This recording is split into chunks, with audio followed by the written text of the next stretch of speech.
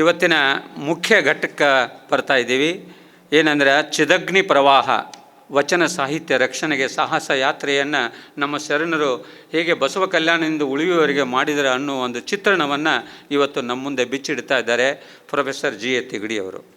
G A ತಿಗಡಿಯವರು ಮೂಲತಃ ಸವದತ್ತಿಯವರು. 35 ವರ್ಷ ಅವರು ಪದವಿ ಪೂರ್ವ ಶಿಕ್ಷಣ ಇಲಾಖೆಯಲ್ಲಿ ಪ್ರಾಚಾರ್ಯರಾಗಿ ತಮ್ಮ ಸೇವೆಯನ್ನು ಸಲ್ಲಿಸಿದ್ದಾರೆ. ಜೊತೆಗೆ ಈಗ ಶರಣ ಸಾಹಿತ್ಯದ ಕುರಿತು ಆಳವಾದ ಅಧ್ಯಯನ ಮಾಡ್ತಾ ಇದ್ದಾರೆ. ಜೊತೆಗೆ ಬೆಳಗ್ಗೆ ಮತ್ತು ಸಾಯಂಕಾಲ 2 ಹೊತ್ತು ಆನ್ಲೈನ್ ಅರಿವಿನ ಮನೆ ಒಂದು ಕಾರ್ಯಕ್ರಮದಲ್ಲಿ ಭಾಗವಹಿಸಿ ಆ ಒಂದು ಏನು ಅರಿವಿನ ಮನೆ ಕಾರ್ಯಕ್ರಮ ನಡೀತಾ ಇದೆ ಅದರಲ್ಲಿ ಇವ್ರನ್ನ ಸಾಮಾನ್ಯವಾಗಿ ಆಧುನಿಕ ಅಲ್ಲಮ ಅಂತ ಕರೀತಾರೆ, ಹೆಚ್ಚು ಕಡಿಮೆ ಆ ರೀತಿ ಚಿಂತನೆಯನ್ನು ನಡೆಸ್ತಾ ಇದ್ದಾರೆ. ಅವರ ಚಿಂತನೆಯನ್ನು ಈಗ ವೇಳೆ ಇಲ್ಲದೆ ಇರೋದರಿಂದ ಅವರಿಗೆ ಈ ಚಿಂತನೆ ಮಾಡಲಿಕ್ಕೆ ತಮ್ಮೆಲ್ಲರ ಪರವಾಗಿ ವಿನಂತಿಸಿಕೊಳ್ತಾ ಇದ್ದೇನೆ. ಈಗ ಪ್ರೊಫೆಸರ್ ಜಿ ಎ ತಿಗಡಿ.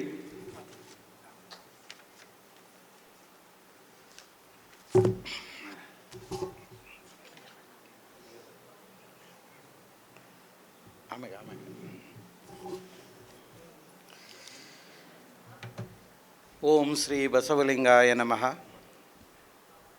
ಪ್ರಾತಸ್ಮರಣೀಯರಾದ ಬಸವಾದಿ ಶಿವಶರಣರನ್ನು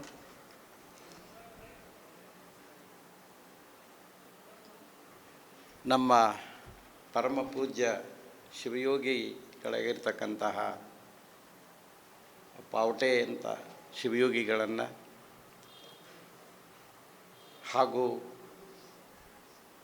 ಈ ಮನುಕುಲಕ್ಕೆ ಅದರ ಅಭ್ಯುದಯಕ್ಕೆ ಶ್ರಮಿಸಿರತಕ್ಕಂತಹ ಎಲ್ಲ ದಾರ್ಶನಿಕರನ್ನು ಮನದಲ್ಲಿ ನೆನೆದು ಅವರ ಶ್ರೀಪಾದಗಳಿಗೆ ಶರಣೆಂದು ಹಾಗೂ ಇಲ್ಲಿ ಸೇರಿರತಕ್ಕಂತಹ ಎಲ್ಲ ಶರಣೆಯರ ಅಂತರಾತ್ಮಕ್ಕೆ ಶರಣು ಶರಣಾರ್ಥಿಗಳು.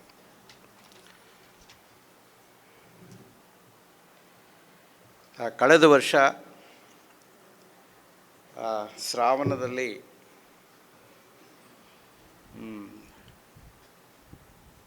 ಪೂಜ್ಯ ಲಿಂಗೈಕ್ಯ ಚಿಂತಾಮಣಿ ಪಾವಟೆ ಅಜ್ಜ ಅವರ ಸ್ಮರಣಾರ್ಥ ಒಂದು ಕಿರು ಹೊತ್ತಿಗೆಯನ್ನು ತಂದು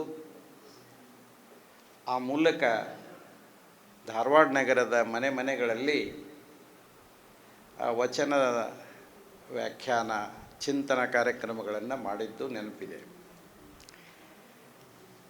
ಅವರನ್ನು ಕುರಿತು ನಾವು ಬೇಕಾದಷ್ಟು ವಿವರಗಳನ್ನು ಕೇಳಿದ್ದೇವೆ ನಿಜವಾಗಿ ಕೂಡ. ಆದರೆ ಅವರನ್ನು ನೋಡುವ ಭಾಗ್ಯ ನಮಗಿರಲಿಲ್ಲ. ಆದರೆ ಅವರನ್ನು ಮುಖತಃ ಕಂಡವರು ನಮ್ಮ ಜೊತೆಗಿದ್ದಾರೆ. ಅಮ್ಮವರು ಭಾಳ ಹೃದಯ ಮಿಡಿತಕ್ಕಂಥ ಸಂಗತಿಗಳನ್ನು ಬಿಚ್ಚಿಟ್ರು. ನೋಡ್ರಿ, ಗುರುಸ್ವರೂಪಿಯಾದವರು ಶಿವಯೋಗಿಗಳ ಒಂದು ದೊಡ್ಡ ಲಕ್ಷಣ ಅಂದರೆ ಸಿದ್ದೇಶ್ವರ ಸ್ವಾಮಿಗಳು ಹೇಳ್ತಾರೆ ಏನು ಅಂತಂದರೆ, ಮಾತೃ ಹೃದಯ ಇದ್ದರೆ ಅವ ಗುರು ಅಣಿಸ್ಕೋತಾನ, ಇಲ್ಲ ಅಣಿಸ್ಕೊಳಕ್ಕೆ ಸಾಧ್ಯ ಇಲ್ಲ ಅಂತ. ತಾಯಿ ಹೆಂಗಿರ್ತಾನಂತವ. ನಮಗೆ ತಂದೆ ಅಂತ ಗುರುಗಳು ಸಿಕ್ಕಾರೆ. ತಂದೆ ಬುದ್ಧಿಜೀವಿ, ತಾಯಿ ಭಾವಜೀವಿ. ತಲೆಯಿಂದ ಮಾತಾಡ್ತಾನೆ ಅಪ್ಪ, ಅವ್ವ ಎದೆಯಿಂದ ಮಾತಾಡ್ತಾಳೆ. ಅದಕ್ಕೆ ನನಗನಿಸ್ತು ಎಂಥ ಭಾಗ್ಯ ಅಮ್ಮವ್ರದ್ದು ಅಂತ, ಮಗಳು ಹಾಕ್ಕೊಂಡ್ರಲ್ಲ ಅಂತ. ನಿಜವಾಗಿ ಕೂಡ ಇಂಥವರ ಸಂಘದಲ್ಲಿ ಇವ್ರ ಮಾತುಗಳನ್ನು ಕೇಳೋಕ್ಕದೀವಲ್ಲ, ನಮ್ಮ ಹಳಿಕೇರಿಯವರು ಭಾಳ ಸಲ ಅವ್ರ ಬಗ್ಗೆ ಹೇಳ್ತಿರ್ತಾರೆ, ಎಂಥ ಭಾಗ್ಯವಂತರಲ್ಲ ಇವರು ಅಂತ. ಅದಕ್ಕೆ ನಾನಿವತ್ತು ನಮ್ಮ ಮನೆಯಲ್ಲೇ ಈಗ ಒಂದು ಕಾರ್ಯಕ್ರಮ ಇದೆ, ನಾನು ಹೊರಟಿದ್ದೇನೆ ಅಂದೆ. ಯಾರ್ದು ಅಂದರು, ಹಿಂಗೆ ಅಂದರು. ಅದಕ್ಕೆ ನಮ್ಮ ಮನೆಯವ್ರು ಹೇಳಿದರು, ನಮ್ಮಪ್ಪ ಅವ್ರ ಕಟ್ಟ ಭಕ್ತರಿದ್ರು ಅಂತ. ನನಗೆ ಆಶ್ಚರ್ಯ ಆಯಿತು. ಅವರು ಇಲ್ಲ ಈಗ. ಪಾವಟೆಯವರು ಅಂದ್ರೆ ಬೆದ್ದು ಸಾಯ್ತಿದ್ರು ನಮ್ಮಪ್ಪ, ನಿಮಗೇನು ಗೊತ್ತದ ಅಂದರು. ಅದಕ್ಕೆ ಪಾವಟೆಯವರು ಎಷ್ಟರ ಮಟ್ಟಿಗೆ ಅವರು ಜನಾನುರಾಗಿ ಆಗಿದ್ದರು. ನಮ್ಮಂಥ ಈ ಲೌಕಿಕ ಜನನೂ ಅಲ್ಲ ಅವರು ಅವರ ಸಂಪರ್ಕಕ್ಕೆ ಬಂದವರು ಶಾಶ್ವತವಾಗಿ ಅವರ ಮನಸ್ಸಿನಲ್ಲಿ ಉಳಿತಿದ್ರು. ಅಂಥ ಒಂದು ಪ್ರಭಾವವನ್ನು ಬೀರ್ತಿದ್ರು. ಅಂಥ ಆಕರ್ಷಣೀಯ ಶಕ್ತಿ ಇತ್ತು. ಜೊತೆಗೆ ಅಮ್ಮವರು ಹೇಳಿದ ಹಾಗೆ ನಮ್ಮ ಮುಖವನ್ನು ಓದ್ತಿದ್ರು ಅವರು. ಇದನ್ನು ಭಾಳ ಜನ ಹೇಳಿದ್ದಾರೆ ನನಗೆ. ಅಂದರೆ ನಮ್ಮನ್ನು ಅಳೆಯತಕ್ಕಂಥ ಶಕ್ತಿ ಅವರಲ್ಲಿತ್ತು. ಅದಕ್ಕೆ ನಿಜವಾದಾಗಿ ಈ ಕಾಲಮಾನದ ಶಿವಯೋಗ ಸಾಧಕರು, ಅದಕ್ಕೆ ಶಿವಯೋಗ ಸಾಧಕರು ಅಂತಂದಾಗ ಮಠಾಧೀಶರಾಗಬೇಕಾಗಿಲ್ಲ, ಲಾಂಛನಗಳನ್ನು ಧರಿಸಬೇಕಾಗಿಲ್ಲ, ಆಶ್ರಮಗಳನ್ನು ಕಟ್ಟಿಕೊಳ್ಳಬೇಕಾಗಿಲ್ಲ.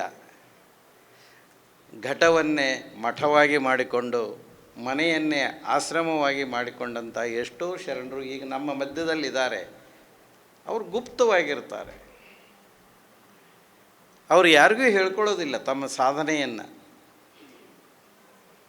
ಅಖಂಡ 12 ವರ್ಷ ಮರುಳಶಂಕರ ದೇವರು ಮಹಾಮನೆಯಲ್ಲಿ ಪಾತ್ರೆಗಳನ್ನು, ಶರಣರು ಉಂಡ ಪಾತ್ರೆ ತೊಳಿತಕ್ಕಂಥ ಕೆಲಸ ಮಾಡಿದರೆ ಬಸವಣ್ಣನಿಗೆ ಗೊತ್ತಿರಲಿಲ್ಲಂತ. ಇಂಥ ಪುಣ್ಯಾತ್ಮ ಇಲ್ಲಿದ್ದಾನೆ ಅಂತ ಅಲ್ಲಮಪ್ರಭುಗಳು ಬಂದು ಪರಿಚಯ ಮಾಡಿಕೊಡುವಂತಹ ಸ್ಥಿತಿ ಬರ್ತದೆ. ಹೆಂಗಿದ್ರು ಆಗಿನ ಕಾಲದಲ್ಲಿ ಶರಣರು ಅನ್ನೋದನ್ನು ನಾವು ಅರ್ಥ ಮಾಡಿಕೊಂಡ್ರೆ ಇವತ್ತಿಗೂ ಅಂಥವ್ರು ಖಂಡಿತವಾಗಿಯೂ ಇದ್ದಾರೆ. ನಮಗೆ ಗುರುತಿಸುವಂತಹ ದೃಷ್ಟಿ ಬೇಕು, ಕಣ್ಣು ಬೇಕು. ಆ ಅರ್ಥದಲ್ಲಿ ನಾವು ಅವರನ್ನು ಬಹಳ ಪೂಜ್ಯ ಭಾವನೆಯಿಂದ ಕಾಣ್ತಾ ಇದ್ದೇವೆ. ಅವರ ಸ್ಮರಣಾರ್ಥ ಅವರಿಗೆ ಬಹುಪ್ರಿಯವಾದ ವಚನ ಮತ್ತು ವಚನ ಸಾಹಿತ್ಯ ಕುರಿತು ನೀವು ಈ ಚಿದಗ್ನಿ ಪ್ರವಾಹ ಅನ್ನೋದ್ರ ಬಗ್ಗೆ ಮಾತಾಡ್ರಿ ಅಂತ ಹಳ್ಳಿಕೆರೆಯವರು ಹೇಳಿದರು. ದೊಡ್ಡ ವಿಷಯ, ಏನೂ ಗೊತ್ತಿಲ್ಲದವನಿಗೆ ಕೊಡ್ತಾ ಇದ್ದೀರಿ ನೀವು ಅಂದೆ. ನನಗೊಂದು ದೊಡ್ಡ ಆಧಾರ, ನಮ್ಮ ಗುರುಗಳು ಬರಬೇಕಾಗಿತ್ತು, ಅವರಿದ್ರೆ ನಾ ಎಲ್ಲರೂ ತಪ್ಪಿರ್ತಿರ್ತಾರೆ ಅಂತ ನನಗೆ ಗೊತ್ತಿದೆ. ರಾಜೂರು ಸರು ಅವರು ಒಂದು ಕಾರ್ಯದಲ್ಲಿ ತೊಡಗಿದ್ದಾರೆ, ಬರ್ತಾರೆ ಬಹುಶಃ. ಚಿದಗ್ನಿ ಪ್ರವಾಹ ಅನ್ನೋದನ್ನು ಈ ಹೆಸರಿಟ್ಟವರು ಡಾಕ್ಟರ್ ತಿಪ್ಪೇರುದ್ರ ಸ್ವಾಮಿಯವರು. ಅವರು ಅವಿರಳ ಜ್ಞಾನಿ ಚನ್ನಬಸವಣ್ಣನ ಕುರಿತು ಒಂದು ಗ್ರಂಥ ಬರೆದರು. ಬಹುಶಃ ಅವರಿಗೆ ಯಾಕೋ ಅದು ತೃಪ್ತಿ ಆಗಲಿಲ್ಲ ಅಂತ ಕಾಣಿಸ್ತದೆ. ಅದರ ಜೊತೆಗೂಡಿ ಅಳಿವಿನಿಂದ ಉಳುವಿಗೆ ಅಂತ ಇನ್ನೊಂದು ಗ್ರಂಥ ಬರೆದರು.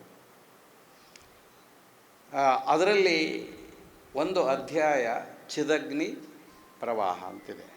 ಬಹುಶಃ ಅದನ್ನು ನೋಡಿನೇ ಅವರು ನನಗೆ ಹೇಳಿದರು. ಆಮೇಲೆ ಆ ಪುಸ್ತಕನೂ ನನಗೆ ಕೊಟ್ಟರು. ನಾನು ಅವಿರಳ ಜ್ಞಾನಿ ನೋಡಿದ್ದೆ, ಇದನ್ನು ನೋಡಿದ್ದಿಲ್ಲ. ಇದರ ಜೊತೆಗೆ ಪ್ರೊಫೆಸರ್ ದಂಡೆಯವರು ಸಂಪುಟಗಳಲ್ಲಿ ತಂದಿದ್ದಾರೆ ಕಲ್ಯಾಣದಿಂದ ಉಳುವಿಯವರೆಗಿನ ಯಾತ್ರೆಯ ಅನುಭವಗಳನ್ನು. ಅದು ಬಸವ ಸಮಿತಿಯಿಂದ ಪ್ರಕಟ ಆಗಿದೆ. ಇಷ್ಟೆಲ್ಲ ಇಟ್ಕೊಂಡು ಒಂದು ಸ್ಕೆಲ್ಟನ್ ತಯಾರು ಮಾಡಬೇಕಾದ್ರೆ ನನಗೊಂದು ಭಯ ಏನು ಅಂದರೆ, ಇದು ಭಾಳ ಮಂದಿಗೆ ಗೊತ್ತದ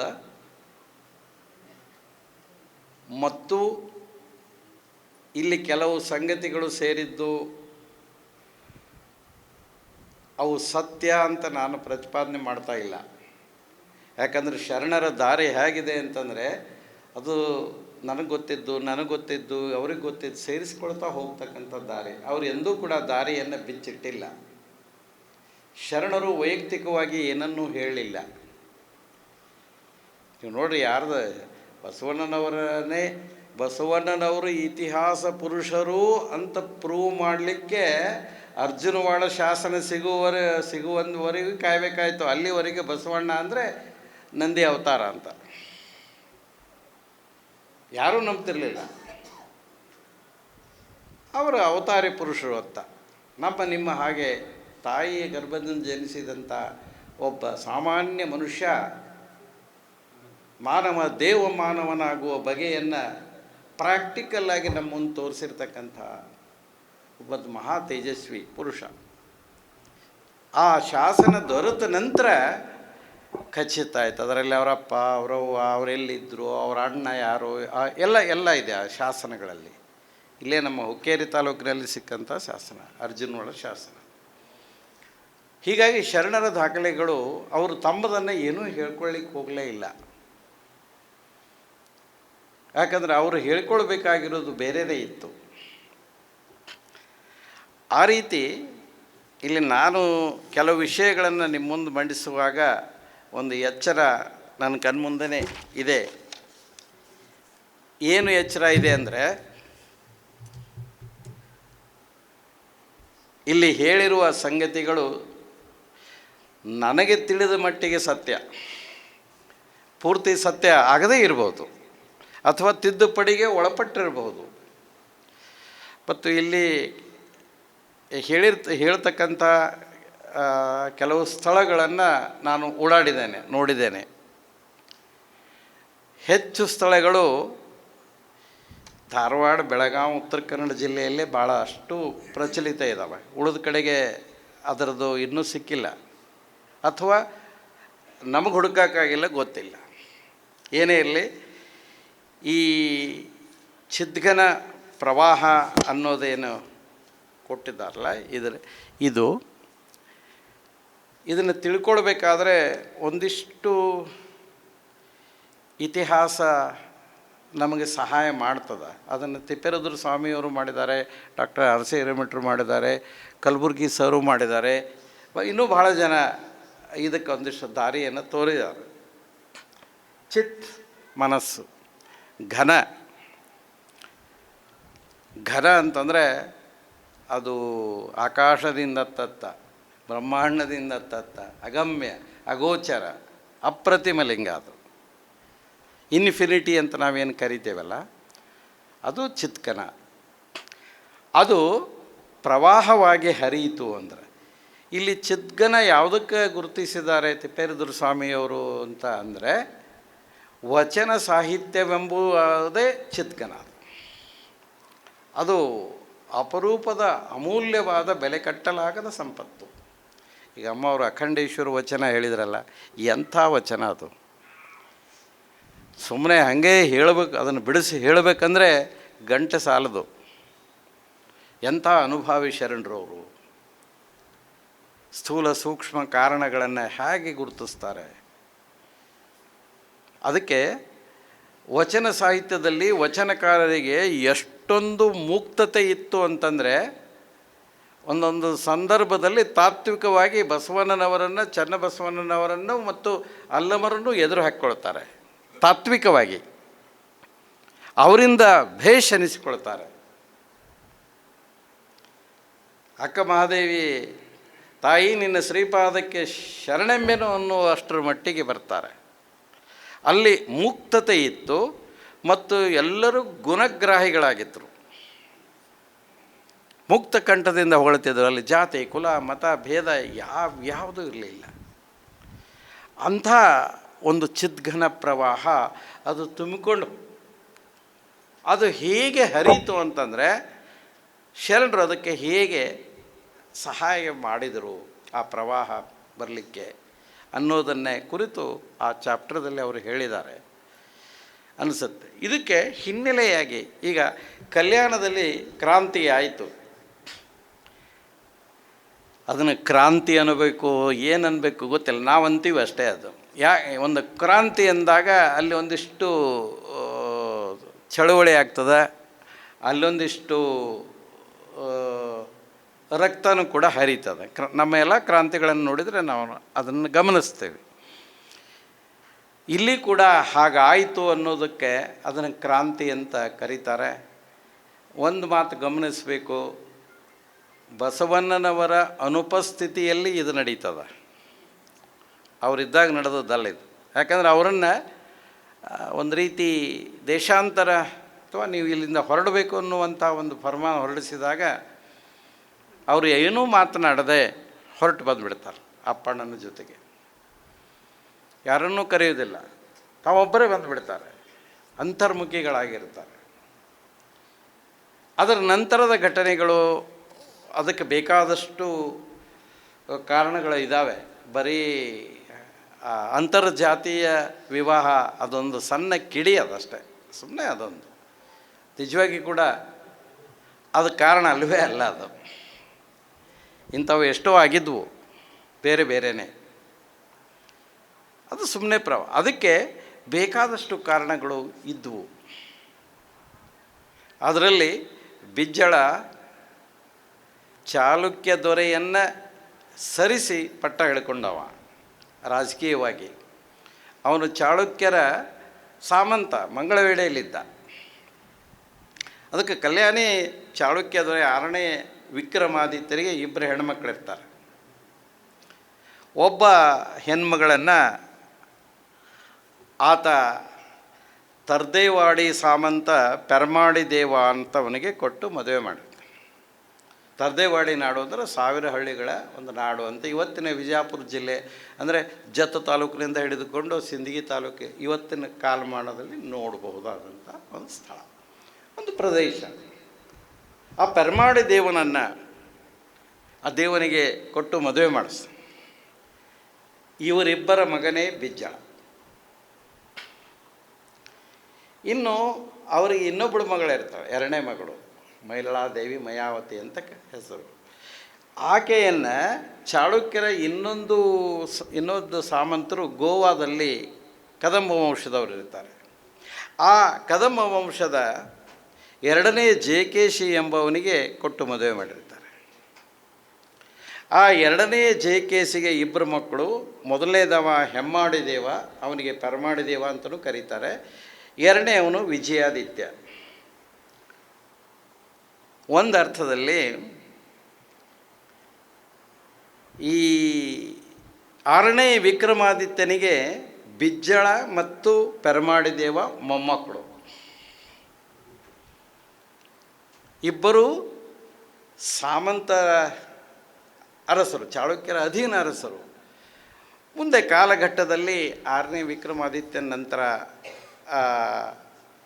ರಾಜಕೀಯ ಸ್ಥಿತ್ಯಂತರಗಳಾಗಿ ಮಂಗಳವೇಡೆಯಿಂದ ಮಹಾಮುತ್ಸದ್ದಿಯಾಗಿರ್ತಕ್ಕಂಥ ಬಿಜ್ಜಳ ಅಲ್ಲಿ ಭಾಳ ಅಶಕ್ತ ದೊರೆಯಾಗಿರ್ತಕ್ಕಂಥವನನ್ನು ದೂರ ಸರಿಸಿ ತಾನೇ ಆ ಸಾಮ್ರಾಜ್ಯಕ್ಕೆ ಅಧಿಪತಿ ಅಂತ ಗುರುತಿಸ್ಕೊಂಡು ಬಿಡ್ತಾನೆ. ಕಳಚೂರಿ ವಂಶ ಸ್ಥಾಪನೆ ಆಗ್ತದಲ್ಲಿ.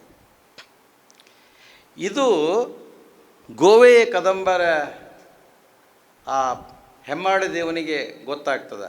ಅವ ಪ್ರತಿಭಟನೆ ಮಾಡ್ತಾನೆ, ಹಾಗೆ ಮಾಡಬಾರ್ದು ಅಂತ. ಪ್ರತಿಭಟನೆ ಮಾಡಿದಾಗ ಅಷ್ಟೇ ಬಿಡೋದಿಲ್ಲ, ಆ ಪೆರ್ಮಾಡಿ ದೇವ ಏನು ಮಾಡ್ತಾನಂದರೆ ಅಷ್ಟರಲ್ಲಿ ಅಲ್ಲಿ ಈ ಅವರ ತಂದೆಯಾಗಿರ್ತಕ್ಕಂಥ ಜೈಕೇಶಿ ಅಕಾಲಿಕ ಮರಣ ಹೊಂದಿರ್ತಾನೆ. ಆವಾಗ ಆ ಮೈಲಳಾದೇವಿ ತಾನೇ ರಾಜ್ಯಭಾರ ವಹಿಸಿಕೊಂಡು 2 ಮಕ್ಕಳನ್ನು ಬೆಳೆಸಿ ನಂತರ ಪೆರ್ಮಾಡಿ ದೇವನಿಗೆ ಪಟ್ಟ ಕಟ್ಟಿರ್ತಾಳೆ. ಇಲ್ಲಿ ಬಿಜ್ಜಳ ಅಲ್ಲಿ ಚಾಳುಕ್ಯರನ್ನು ದೂರ ಸರಿಸೋದಕ್ಕೂ ಇಲ್ಲಿ ಗೋವೆ ಕದಂಬದರಲ್ಲಿ ಪೆರ್ಮಾಡಿ ದೇವ ಏನು ರಾಜನಾಗಿರೋದಕ್ಕೂ ಸರಿ ಇರ್ತದೆ. ಯಾವಾಗ ಅಲ್ಲಿಗೆ ಬಂದ ಇವರು ಪ್ರತಿಭಟಿಸ್ತಾರೆ.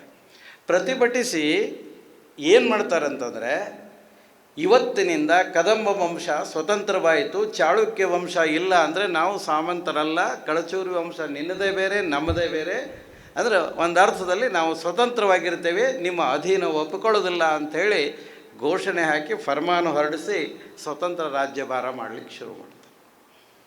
ಇವರು ತಾಯಿ ಮೈಲಳಾದೇವಿ ಶಿವೋಪಾಸಕಿ, ಕಟ್ಟಾ ಶಿವಭಕ್ತಿ ಆಗಿರ್ತಾಳೆ. ಮಕ್ಕಳನ್ನು ಹಾಗೇ ಬೆಳೆಸಿರ್ತಾಳೆ. ಯಾವಾಗ ಈ ಸ್ಥಿತ್ಯಂತರಗಳು ನಡೆದವು, ಕಲ್ಯಾಣ ಕ್ರಾಂತಿ ಅಂತ ನಾವೇನು ಘಟನೆ ಹೇಳ್ತೀವಲ್ಲ, ಅಲ್ಲಿ ಬಿಜ್ಜಳನ ಮರಣನೇ ಇಟ್ಕೊಂಡ್ರೆ 1167-68 ಅದು ಇಟ್ಕೊಂಡಾಗನೇ ಅದು ಸರಿ ಹೊಂತದ. ಆವಾಗ ಕದಂಬರು ದೂರ ಆಗಿಬಿಟ್ಟಿದ್ರು, ಮೊದಲೇ ದೂರ. ಇನ್ನು 2ನೇದ್ದು ಅಂದರೆ ಭಾಳ ವಿಚಿತ್ರ ಅಂದರೆ 1100 ಬಿಜ್ಜಳ ಸಾಯುವವರೆಗೆ ಬಿಜ್ಜಳನ ಹೆಸರಿನ ಶಾಸನಗಳದಾವು. ಬಿಜ್ಜಳನ ನಂತರ ಅವನ ಮಗ ಅಂದರೆ ನಂತರ ಪಟ್ಟಕ್ಕೆ ಬಂದ ಸೋವಿದೇವ ಏನಿದಾನಲ್ಲ, ಅವ ಯುವರಾಜನಾಗಿದ್ದ. ಅವನ ಹೆಸರಿನ ಶಾಸನಗಳೇ ಬರ್ತಾವೆ, ಬಿಜ್ಜಳನ ಶಾಸನ ಬರೋದೇ ಇಲ್ಲ ಅಲ್ಲಿಗೆ. ಇವು ಎಲ್ಲವುಗಳನ್ನು ಗಮನಿಸಿದಾಗ ಅಕ್ಕ ತಂಗಿಯ ಮಕ್ಕಳಾಗಿರಬೇಕು ಬಿಜ್ಜಳ ಮತ್ತು ಈ ಕಡೆ ಪೆರ್ಮಾಡಿ ದೇವ. ಆದರೂ ಸಂಬಂಧ ಕೆಡ್ತದ. ಕೆಟ್ಟಾದ ಮೇಲೆ ಈ ಘಟನೆಯನ್ನು ಗುರುಗಳು ಯಾಕೆ ಹೇಳಿದ್ದಾರೆ ಅಂತಂದರೆ, ಕಲ್ಯಾಣ ಕ್ರಾಂತಿಯ ನಂತರ ಅವರಿಗೆ ಸುಭದ್ರ ನೆಲೆ ಯಾವುದು ಅಂದರೆ ಕದಂಬ ರಾಜ್ಯ. ಈ ಕದಂಬ ರಾಜ್ಯಕ್ಕೆ ಈ ಶರಣರ ಹೋದರೆ, ಈ ಚಿದ್ಗನ ಸಂಪತ್ತನ್ನು ತೆಗೆದುಕೊಂಡು ಹೋದರೆ ಸುರಕ್ಷಿತ ಎನ್ನುವ ಭಾವ. ಬಹುಶಃ ಇದಕ್ಕೆ ಮೂಲ ಕಾರಣರು ಅಂತಂದರೆ ನಮ್ಮ ಶಿವಯೋಗಿ ಸಿದ್ದರಾಮೇಶ್ವರರು. ಸಿದ್ದರಾಮೇಶ್ವರರು ಎಂಥವರು ಇದ್ದರು ಅಂತಂದರೆ ಭಾಳ ಆಶ್ಚರ್ಯ ಆಗ್ತದೆ. ನಾವು ಸಿದ್ದರಾಮೇಶ್ವರರ ಒಂದು ಒಂದು ಒಂದು ಮುಖ ನೋಡಿದ್ದೇವೆ. ಅವರಿಗೆ ಅವರು ಹೇಗಿದ್ದರು ಅಂದರೆ, ಸಾಕಷ್ಟು ಅಲ್ಲಮನ ನಂತರ ದೇಶ ಸಂಚಾರ ಮಾಡಿದ ಮಹಾನ್ ಶರಣರಲ್ಲಿ ಸಿದ್ದರಾಮೇಶ್ವರ. ದೇಶದಾದ್ಯಂತ ಅವರಿಗೆ ಶಿಷ್ಯವೃಂದ ಇತ್ತು ಮತ್ತು ಅವರು ಈ ನೆಲಮೂಲ ಸಂಸ್ಕೃತಿಯ ತೀರಾ ಬಡವರು ಅಂಥವರನ್ನು ಭಾಳ ಅವರ ಪ್ರೀತಿ ಗಳಿಸಿದರು. ಹೀಗಾಗಿ ನಾಡಿನಾದ್ಯಂತ ಅಲ್ಲಿ ಇತ್ತು, ಅವರ ಬಳಗ ಇತ್ತು ಮತ್ತು ಹಲವು ಸಾಮಂತರು, ಮಾಂಡಲಿಕರು ಅವರ ಶಿಷ್ಯರಾಗಿದ್ದರು. ಇವರು ಗುರುಗಳಾಗಿದ್ದರು, ಗುರುಪೀಠ ಹೊತ್ಕೊಂಡಿದ್ದರು ಇವರು. ಅಂಥ ಒಂದು ದೊಡ್ಡ ಒಂದು ಜಾಲ ಇತ್ತು ಅವರಿಗೆ. ಹೀಗಾಗಿ ಇನ್ನೂ ಒಂದು ಘಟನೆ ಹೇಳ್ತಾರೆ, ಸಿದ್ದರಾಮ ಚಾರಿತ್ರ್ಯದೊಳಗೆ ಬರ್ತದೆ ಕಾವ್ಯದಲ್ಲಿ. ಈ ಸೋವಿದೇವ ಬಿಜ್ಜಳನ ಮರಣಾನಂತರ ಪಟ್ಟಕ್ಕೆ ಬರ್ತಾನಲ್ಲ, ಬರುವಾಗ ನಮ್ಮ ಗುರುಗಳಾಗಿ, ರಾಜಗುರುಗಳಾಗಿ ನೀವು ಬರಬೇಕು ಅಂತ ಸಿದ್ದರಾಮ ಶಿವಯೋಗಿಗೆ ಆಹ್ವಾನ ಹೋಗ್ತದೆ. ಸಿದ್ದರಾಮ ಚಾರಿತ್ರ್ಯದಲ್ಲಿ ಬರ್ತದೆ ಇದು. ಆದರೆ ಅವರು ನಿರಾಕರಿಸ್ತಾರೆ, ಆ ಮಾತು ಬೇರೆ. ಅಂದರೆ ಸಿದ್ದರಾಮ ಶಿವಯೋಗಿಯ ಬಗ್ಗೆ ಗೌರವನ ಇತ್ತು, ಅಭಿಮಾನ ಇತ್ತು, ಸ್ವಲ್ಪ ಭಯನೂ ಇತ್ತು. ಹೀಗಾಗಿ ಅಂದಿನ ರಾಜಕೀಯ ಪರಿಸರ ಮತ್ತು ಧಾರ್ಮಿಕ ಶಕ್ತಿ ಇವೆರಡು ಸಿದ್ದರಾಮೇಶ್ವರರನ್ನು ಮುಟ್ಲಿಕ್ಕೆ ಹೆದರ್ತಿದ್ದು. ಯಾವುದೇ ರಾಜನಾಗಿರಲಿ, ಯಾವುದೇ ಧರ್ಮದ ಪಂಥದವನಾಗಿರಲಿ, ಸಿದ್ದರಾಮೇಶ್ವರರು ಅಂತಂದರೆ ಅಲ್ಲಿಗೆ ಇಲ್ಲ ಅಂತ ಈ ಒಂದು ಪ್ರಭಾವ ಅವ್ರದ್ದಿತ್ತು. ಹೀಗಾಗಿ ಇವರು ಕಲ್ಯಾಣ ಕ್ರಾಂತಿಯ ಸಂದರ್ಭದಲ್ಲಿ ಸಿದ್ದರಾಮ ಶಿವಯೋಗಿಗಳು ಸೊನ್ನಲಿಗೆಯಲ್ಲೇ ಇದ್ದರು. ತಕ್ಷಣ ಅವರು ಹೋಗಿ ಎಲ್ಲ ಶರಣರನ್ನು ಕರೆದುಕೊಂಡು ಬಂದಿರೋದು ಅಥವಾ ಅವರ ಸೂಚನೆಯ ಮೇರೆಗೆ ಸೊಲ್ಲಾಪುರಕ್ಕೆ ಅಥವಾ ಇವತ್ತಿನ ಸೊಲ್ಲಾಪುರ ಸೊನ್ನಲಿಗೆಗೆ ಬರ್ತಾರೆ. ಒಂದು ದೊಡ್ಡ ಚಿದ್ಗನ ಪ್ರವಾಹ ಮೊದಲ ಆ ಕಡೆಗೆ ಓಡ್ತದೆ. ಇನ್ನೊಂದು ಭಾಗ ಡಾಕ್ಟರ್ ಕಲಬುರ್ಗಿ ಅವರು ಹೇಳೋ ಹಾಗೆ ಎಲ್ಲರೂ ಒಂದೇ ಕಡೆ ಹೋಗೋದು ಬೇಡ. ಅದಕ್ಕಾಗಿ ನಾವು ಏನು ಮಾಡೋಣ ಅಂತ ತಿಳಿದುಕೊಂಡು ಒಂದು ಭಾಗವನ್ನು ಗುಲ್ಬರ್ಗಾ ಕಡೆಗೆ, ಕಲಬುರ್ಗಿ ಕಡೆಗೆ ಕಳಿಸ್ತಾರೆ.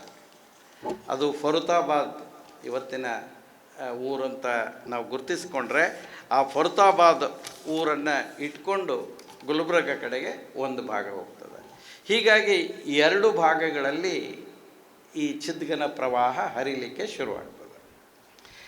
ಅದಕ್ಕೆ ಈ ಮೊದಲನೇ ಭಾಗ ಏನು ಸಿದ್ದರಾಮ ಶಿವಯೋಗಿಯ ಕ್ಷೇತ್ರಕ್ಕೆ ಬಂತು, ಬಂದ ಮೇಲೆ ಬರೋಕ್ಕಿಂತ ಪೂರ್ವದಲ್ಲಿ ಮೂಳಿಗೆ ಮಾರಯ್ಯನವರ ವಚನ ಎಲ್ಲರಿಗೂ ಗೊತ್ತಿರೋದೇ, ನೆನಪಿಸ್ತೀನಿ ಅಷ್ಟೆ.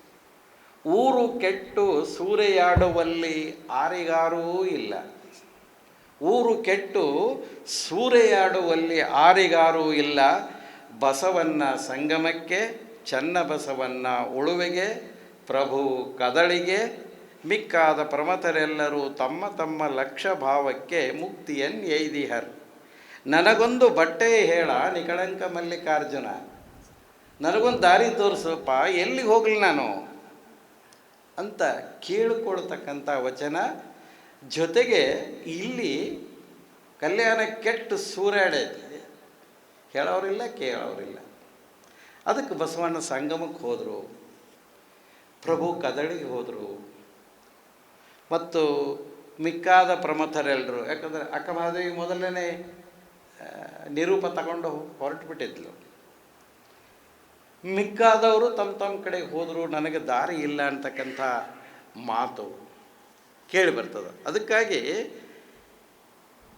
ಒಂದು ಮಾತು ಬರೀತಾರಲ್ಲಿ, ಇಂಗಳೇಶ್ವರದಲ್ಲಿ ಉದಯಿಸಿ ಕೂಡಲ ಸಂಗಮದಲ್ಲಿ ಕುಡಿ ಒಡೆದು ಕಲ್ಯಾಣದಲ್ಲಿ ತೊಳಗಿ ಬೆಳಗಿದ ಶಿವಪ್ರಕಾಶವೆಂಬ ಚಿದ್ಗನ ಪ್ರವಾಹ ಉಳುವಿಯಲ್ಲಿ ಪುನಶ್ಚೇತನದ ಕಿಡಿಯಾಗಿ ಸಮಾಜದ ತುಂಬ ಪಸರಿಸಲಿ, ಸಮಷ್ಟಿಯಲ್ಲಿ ಸಂಗಮಗೊಂಡು ಜನಮನದ ಶಕ್ತಿಯಾಗಿ ಅರಳಲಿ ಎಂಬ ಸಂದೇಶವನ್ನು ಬಸವಣ್ಣನವರ ಬಾಯಿಯಿಂದ ಗುರುಗಳು ಹೇಳಿಸಿ ಅಪ್ಪಣ್ಣನ ಮೂಲಕ ಅದನ್ನು ಈ ಸೊಲ್ಲಾಪುರದಲ್ಲಿರುವ ಶರಣರಿಗೆ ತಿಳಿಸಿದರು ಅನ್ನುವ ಭಾಗ ಬರ್ತದೆ. ಯಾರು ಹೇಳಿಸಿದ್ರು ಯಾರು ಬಿಟ್ಟರು ಅಲ್ಲ, ಭಾವ ಹೆಂಗಿತ್ತು ಅಂತ ಅದು ಮುಖ್ಯ.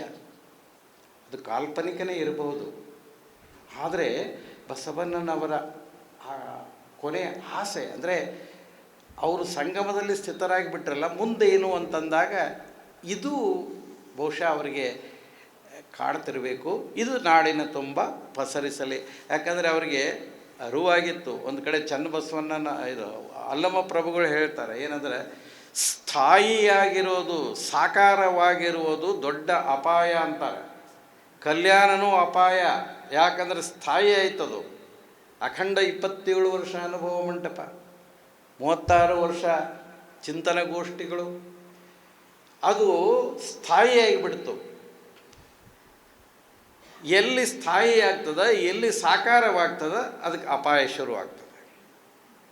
ಅದಕ್ಕೆ ಈ ಚಿದ್ಗನ ಪ್ರವಾಹ ಸ್ಥಾಯಿ ಆಗಬಾರ್ದು, ಮನೆ ಮನೆಗಳಿಗೆ ಹೋಗಬೇಕು, ಮನಕ್ಕೆ ಮುಟ್ಟಬೇಕು. ಎಲ್ಲಿ ನೋಡಿದೆಲ್ಲ ಚಿದ್ಗನ ಆಗಬೇಕು, ಕಲ್ಯಾಣ ಒಂದೇ ಆಗಬಾರ್ದು, ಉಳುವಿ ಒಂದೇ ಆಗಬಾರ್ದು, ಸೊಲ್ಲಾಪುರ ಒಂದೇ ಆಗಬಾರ್ದು. ಈ ಆಶಯ ಬಹುಶಃ ಆ ಶರಣರಿಗೆ ಇತ್ತು ಅಂತ ನಾನು ಭಾವಿಸ್ಕೊಳ್ತೇನೆ. ಅಂಥ ಅದ್ಭುತವಾದ ಮಾತುಗಳನ್ನು ಹೇಳ್ತಾರೆ. ಇನ್ನು ಎಷ್ಟು ಜನ ಹೋಗಿದ್ದರು ಅಂತಂದರೆ, ಸಾಧಾರಣವಾಗಿ ಈ ಪ್ರವಾಹದಲ್ಲಿ ನಾವು ನೀವು ಮಾತಾಡುವ ಎಲ್ಲ ವಚನಕಾರರ ಹೆಸರುಗಳು ಬರ್ತಾವೆ ಅಲ್ಲಿ. ಅಂದರೆ ಹೆಚ್ಚು ಕಡಿಮೆ ಕಲ್ಯಾಣ ಪಟ್ಟಣದಲ್ಲಿ ಶರಣರು ಇರಲೇ ಇಲ್ಲ. ಮುಂದೆ ಎಲ್ಲೋ ಅಪರೂಪಕ್ಕೊಬ್ಬರು ಇಬ್ಬರು ಇರ್ಬೋದು, ಇಲ್ಲಂತಲ್ಲ, ಎಲ್ಲರೂ ಕೂಡ ಇದರಲ್ಲಿ ಭಾಗಿಯಾಗಿದ್ದರು. ನಾನೊಂದು 30-40 ಹೆಸರುಗಳನ್ನು ಬರೆದೀನಿ. ಯಾಕಂದರೆ ಇಲ್ಲೇನಾಗ್ತದಂದರೆ, ನಮಗೆ ಶರಣರ ಸಮಾಧಿ ಸ್ಮಾರಕಗಳು ಏನು ದೊರೀತಾವಲ್ಲ ಕೆಲವರದ್ದು, ಅವಾಗ ಗೊತ್ತಾಗ್ತದೆ ಇವ್ರಿಗೆ ಬಂದಾರೆ, ಇವರು ಕಲ್ಯಾಣ ಬಿಟ್ಟು ಬಂದಾರೆ ಅಂತ ಅನ್ನೋ ಮಾತುಗಳು ಕೂಡ ನಮಗೆ ಕಾಣಿಸ್ತವೆ. ಬೇಕಾದಷ್ಟು ಜನ ಅಲ್ಲಿ ಬಂದಾರೆ, ಅದನ್ನು ಆಮೇಲೆ ನಾವು ತಗೊಳ್ಳೋಣ. ಈಗ 2 ಭಾಗ ಹೇಳಿದೆ ನಾನು. ಆ ಭಾಗಗಳನ್ನು ಹೇಳ್ತಾ ಹೋಗ್ತೀನಿ. ನಿಮಗೆ ಗೊತ್ತಿದ್ರೆ ಇನ್ನೊಂದಿಷ್ಟು ಸೇರಿಸ್ಬೋದು. ನಾನು ಹೇಳಿದೆ ಇದು ಸೇರ್ಪಡೆ, ಇದು ಇದೇ ಖಚಿತ ಅಷ್ಟೇ ಅಲ್ಲ, ಇದೇ ಸತ್ಯ ಅಲ್ಲ, ಇದಕ್ಕಿನ್ನೂ ಸೇರಬೇಕು ಬೇಕಾದಷ್ಟು. ನಾನು ಕೆಲವು ಸೇರಿಸಿದ್ದೇನೆ, ಒಂದೆರಡನ್ನು ಮಾತ್ರ ಹೇಳ್ತೇನೆ. ಆಮೇಲೆ ಸೋಲಾಪುರಕ್ಕೆ ಬಂದರು. ಸೋಲಾಪುರದಲ್ಲಿ ಅದು ಅತ್ಯಂತ ಸುಭದ್ರ ಸ್ಥಳ ಶರಣರಿಗೆ. ನಿಜವಾಗಿಯೂ ಶರಣರು ಅಲ್ಲೇ ಇದ್ದರೆ ಅದು ಇನ್ನೊಂದು ಕಲ್ಯಾಣ ಆಕಿತ್ತು.